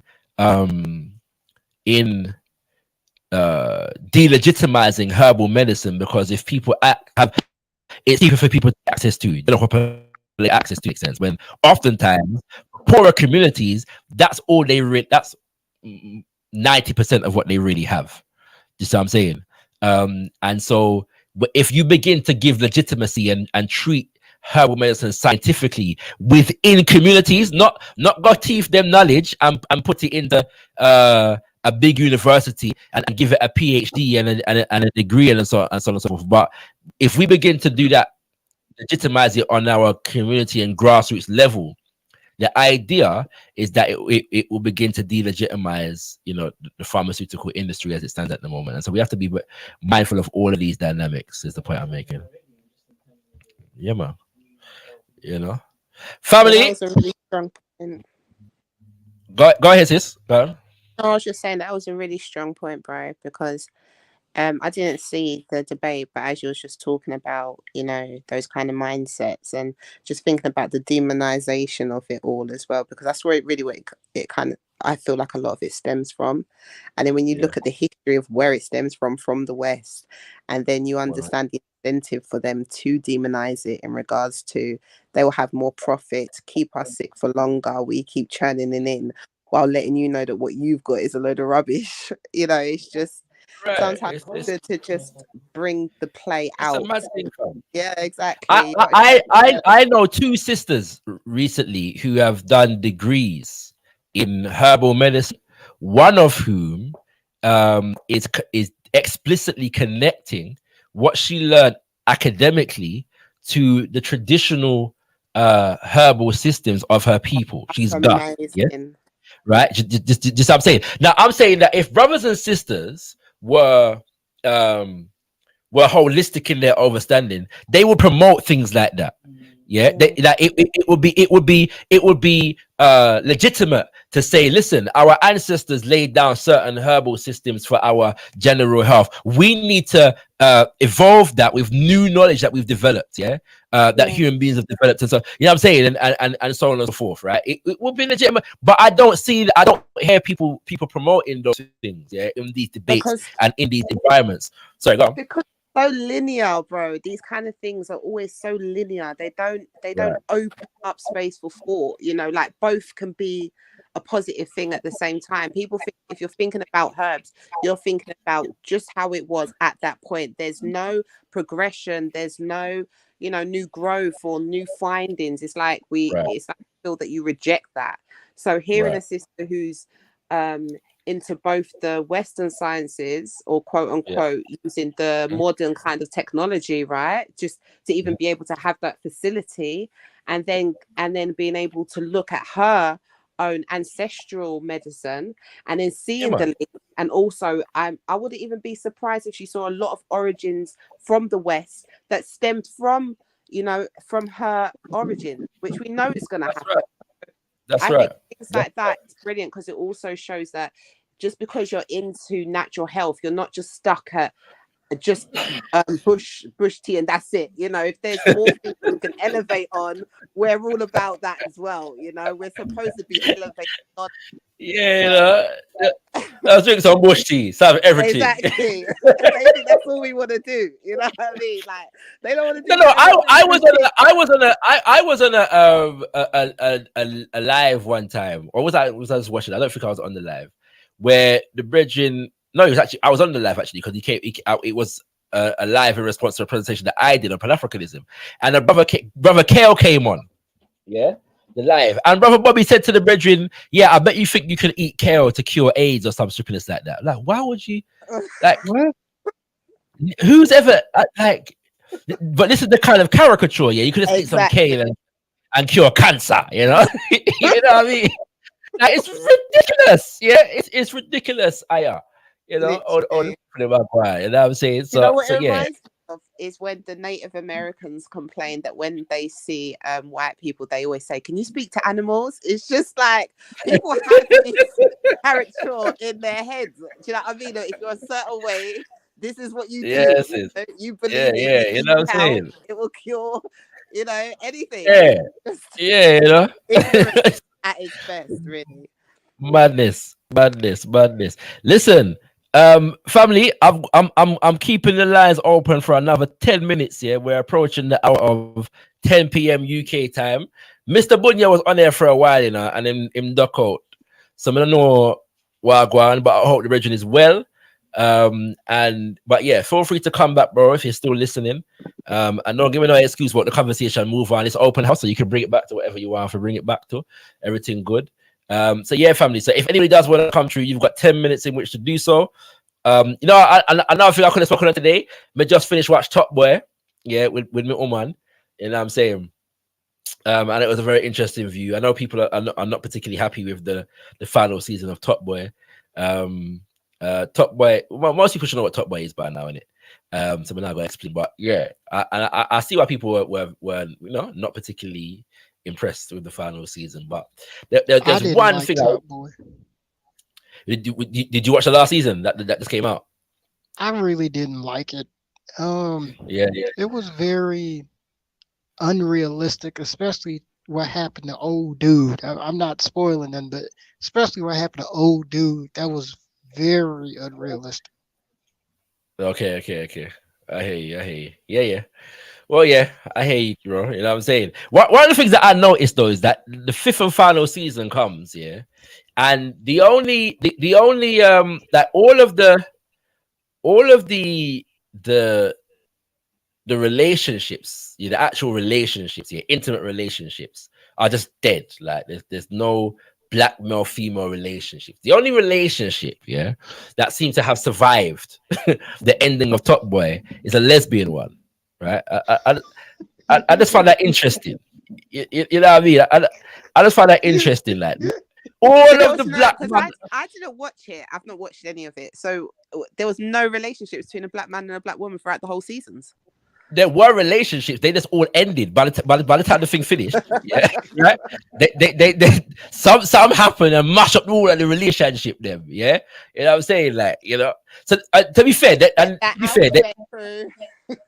right. There wasn't a lot of there wasn't a lot of relationships throughout the show. Yeah, like I will say that. I go back, but yeah, you didn't see a whole heap relationship, in the show, but yeah, definitely this final season, it's like, but when the thing done, like the only relationship you can say, well, there's gonna be a future to this relationship was a lesbian one, and I just find that very interesting in a show full of black people. That's the only thing that's it, and I feel like that dynamic is very much ubiquitous at the moment. There's like, functional black male female relationships are few far between in popular media at the moment. It's an interesting one, you know what I'm saying? I know look aside comment, fun Top Boy, because I know so all of the people them, well, mind you, I'm late because enough people watched that 2 weeks ago, so so yeah, I'm late. Can I tell you what I think was funny in Top Boy? Go on. Was when old girl, she got stole by the shade. He was like, give me the food, but she was like, what are you talking about? She never knew what I go on in it. She never knew what I go on in it. She never knew because I get a confusion at that moment in time in it. But yeah, it was bad. It's a bit bad. I think they rushed the season. That. Yeah, I think they rushed the season, bro. You know what I'm saying? And I think I don't think a certain amount of thought went into it. I was miffed by the riot scene. Yeah, that was just tacked on in there to me, man. I'm like, I didn't quite fully understand. I got it as a plot device because they needed that level of confusion for the shades and Sunny to operate in at the end of this. I got that, but yeah, you know what I'm saying? Yeah, it seemed a bit contrived to me. You know what I mean? But yeah, so it go. That's a little side comment, little side conversation about some popular media while go on. And another subject I could have talked about today, and I may go into this. Well, let's see next week because I may have a special guest next week. Yeah, so stay tuned. I may have a very big special guest week. Yeah, and we'll see where I go on where that is concerned. By the way, before I wrap up, let me announce the fact that next month, as well as Sankofa, the future of Black history, we are going to be having a couple panels, dealing with the 40th anniversary of the Grenada Revolution. Okay, there'll be two shows, one on the 10th and the other on the 17th of October. And so I'm just trying to bring up the channel right now, so I'm going to show you so the video them exists, already, so you can set your reminders from now. The first is really going to be just me presenting some information using written and video footage from the revolution itself, from the things that they did, what they achieved, what challenges they faced, and so on and so forth. And the second is going to be panel, where I'm going to get some brothers and sisters from around the world, but it's going to be a very good panel. I encourage brothers and sisters to come through. It's going to be an excellent panel. For these videos right here, the show is called Mojuba, which in Yoruba is we pay homage. Maurice Bishop and the Grenada Revolution.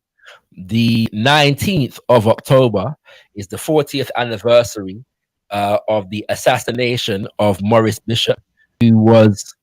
Oh, wait, hold on. Sorry. I just realized I wasn't sharing my screen properly. Hold on there.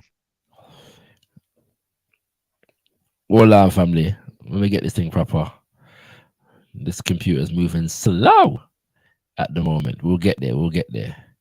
All right, as I was saying, yeah, 19th of October is the anniversary of the assassination of Maurice Bishop, and who was the Prime Minister of Grenada during the revolution.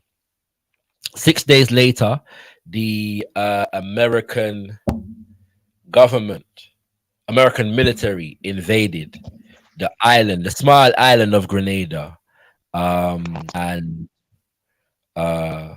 basically, yeah, arrested much of the leadership of the revolution, who were implicated in the assassination of Maurice Bishop. And so we are going to be reviewing the revolution itself and what they did, but also looking at its implosion. So the revolution imploded before the American invasion. And although, can you still hear me? So computer's frozen again. I can hear you. Yeah, Yeah, a bit of buzzing in the background while you're talking, but we can hear you and it's clearer okay, now. good. All right. Yeah. So the Americans were planning an invasion from basically the time that the revolution happened, which was 1979. Yeah. And the Jimmy Carter administration began hostilities with Grenada, followed by and escalated by the presidency of Ronald Reagan. Okay. And so the American military invaded 6 days after the assassination of Maurice Bishop. So we're going to be looking at that revolution and its influence and impact on the Caribbean and the African world in general. It's going to be a panel on the 17th of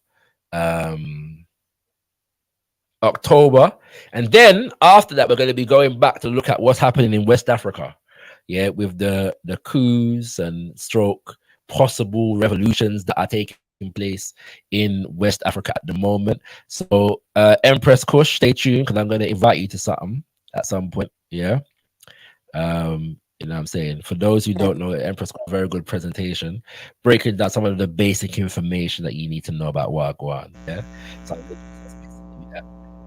and then the following week, I'm going to have a panel of brothers and sisters again from around the world who are going to be just giving analysis, yeah, on what's taking place and its impact on West Africa in general. All right.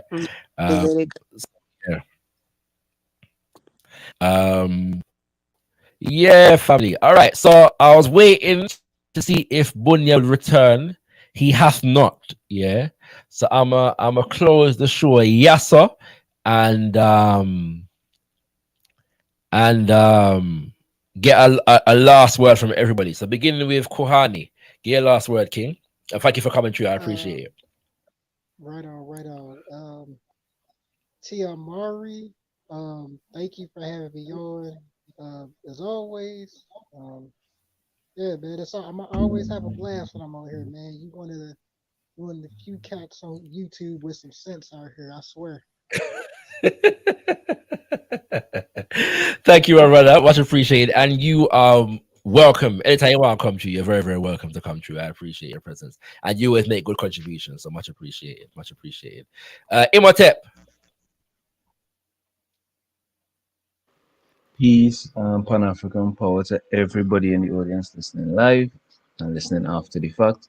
I just like the brother, giving thanks for the platform and the ability to express my opinion to your audience, and to get the pushback if I need any pushback, you know. So yeah, that's just me signing out for today. Love King, and no doubt we'll come back to these issues of the spirituality and science thing. I will say this one last thing, yeah. One of the things that made me very interested in science, particularly astrophysics, is actually being raised an African spiritualist, because of the fact that I was taught from young that our spirituality is nature-based. It's based upon trying to be in harmony with nature. Yeah, it's impossible to have that kind of a spiritual inclination and reject and negate what the universe is telling you about itself. Yeah, it's not. It's a contradiction. in terms. And so yeah, there's more to be said on that, but I think that coming back to your point in terms of people's understanding of things, that understanding needs to be popularized, and people need to be more intellectually honest about what they don't know or what they refuse to take into consideration. So once Well, again, King, much actually, appreciated. sorry, I should say, I'm in the Pseudokillers Discord, and I actually Okay. spoke to them and recommended your playlist directly to everybody who was listening in the chat at the time, but also directly to the elder Ankh. And Yes. he outright was just like, yeah, I ain't listening to that foolishness, blah blah blah, blah whatever. And I'm just like, bro, you kind of exposing your lack of intellectual integrity, boy. At least to me, that's how I perceive it, boy. But also 100%. the final idea that societies that do not have a system that mirrors what the Western world calls science must by necessity have been doing science for their culture to have survived to the present, for them to be able to Mhm. make tools, for them to be able to cook. All of these, like cooking is chemistry, you dig? So they 100. must, by necessity, have been using observation and testing and that sort of thing, repetition, to be able to survive into the present. So I really think that they have a fundamental misunderstanding of how these cultures operate and how they disseminate information. Exactly. You are correct. You are correct, my brother. There's a poet by the name of Heru Oforiata, and he has a line where he repeats where he says, I hope you believe me like you believe in the universalism of whiteness." So yeah. Ooh.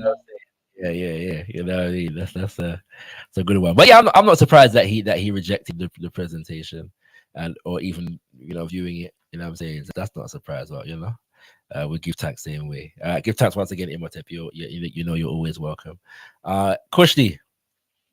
Yes, give follow on what the brothers say. Give thanks for another great show, bro, and letting me join the panel.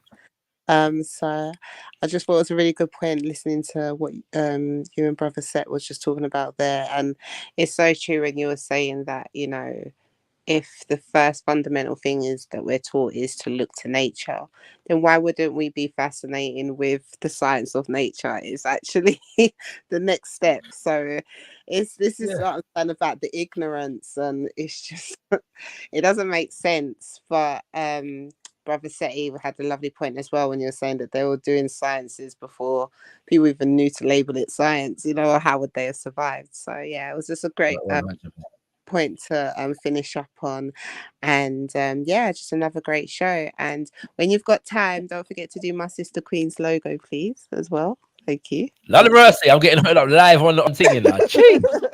You see when the sisters them stick together, the sisters them stick together, the way there. Lord of mercy. All right. Okay. Hello. Give taxes. No, but yeah, you're right though. You're right. I do deserve that. I do deserve that. So I appreciate that. You know what I'm saying? All right, family. Love. Always, sis. Always. Yeah, family. Yeah, it's been a beautiful show. There's more I could have said on both of the topics that I've raised today, and I'm sure more will be said on the subject matters in time to come. And so yeah, we just give thanks. Yeah, we just give thanks for powerful conversations, and we're gonna do more. There may be a special guest next week. If not, there's an issue that has recently taken place in the realms of reparations that I may raise. And link it to some politics where I go on in the UK, yeah, next week. So do stay tuned for that. Once again, family, do check out gotkushtv.com. gotkushtv.com for the information concerning Sankofa, the future of Black history. throughout the month of October, which is Black History Month in the UK. Yeah, and we have a special series of events, one a week throughout the month, and we look forward to seeing you all coming through. You can go to gotkushTV.com for all information as well as registration. I won't break down all of the subjects because they're, you can go to the website and check that out. But suffice to say, it is going to be a powerful one. And so I don't mind telling you all that who are viewing at the moment that we are also through the event raising money for Gotkush TV and our forward development in terms of being able to produce higher quality shows. And so I would appreciate if brothers and sisters share the information. You can get all 4 events in the series for the price of 3. Yeah, so do come true to all 4 of them, and you just have to pay the £30, yeah, where that is concerned. You know what I mean? So much appreciated to you all, and for those who are sharing it already, we appreciate you. And thank you all once again for that. Do you want to send a special shout out to the one and only Tony Warner of Black History Walks, because Black History Walks is one of our sponsors for the event. And so you can check out more on Black History Walks at blackhistorywalks.co.uk.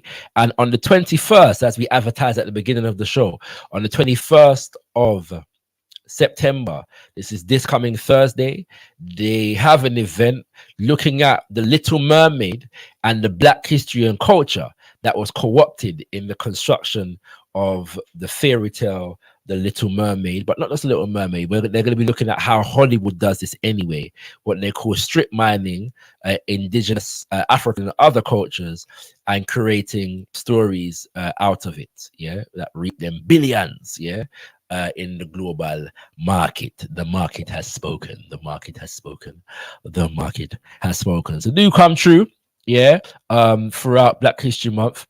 And as I said, we're going to also be detailing the history of the Grenada Revolution and its political impact as well. Yeah, so big things are going on for Gotkush TV throughout October, and we look forward to you joining us for all of the above. Tendai Mwali, we thankful unto the Mother, Father, creative life force of the universe, Kudzai, Mudzimu, Mokoro. Give praises unto our great ancestors, Abibi Tumi, Abibi Fahodie, African power and African liberation for all African people. Ashe, Ashe, Ashe.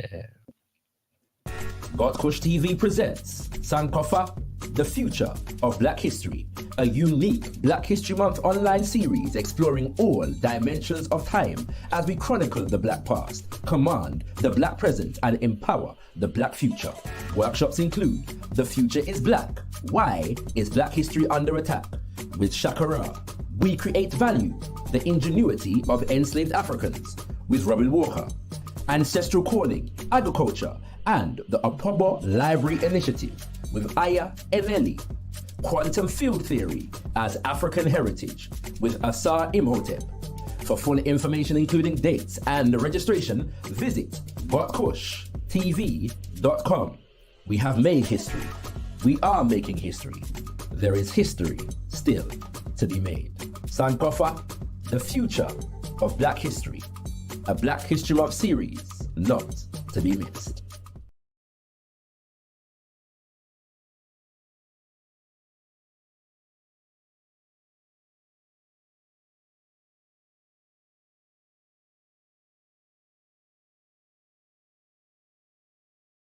Gotkush TV presents Sankofa, The Future of Black History, a unique Black History Month online series exploring all dimensions of time as we chronicle the Black past, command the Black present, and empower the Black future.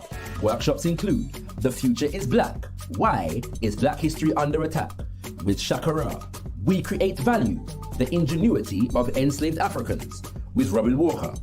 Ancestral Calling, Agriculture, and the Apobo Library Initiative with Aya Eneli. Quantum Field Theory as African Heritage with Asar Imhotep. For full information, including dates and registration, visit gotkushTV.com. We have made history. We are making history. There is history still to be made. Sankofa, the future of Black history. A Black History Month series not to be missed.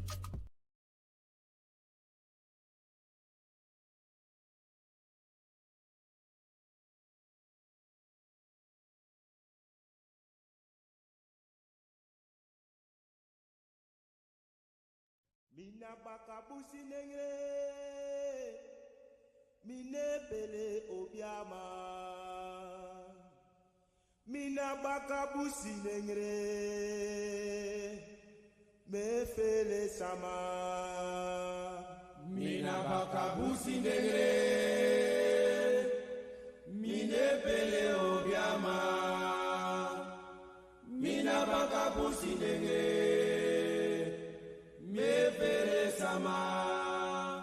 Mina bakabusi nengre, mine pele obiama. Mina bakabusi nengre, me fele sama. Mina bakabusi nengre, mine pele obiama. Mina bakabusi nengre, me fele sama. Mina bakabusi nengre, mine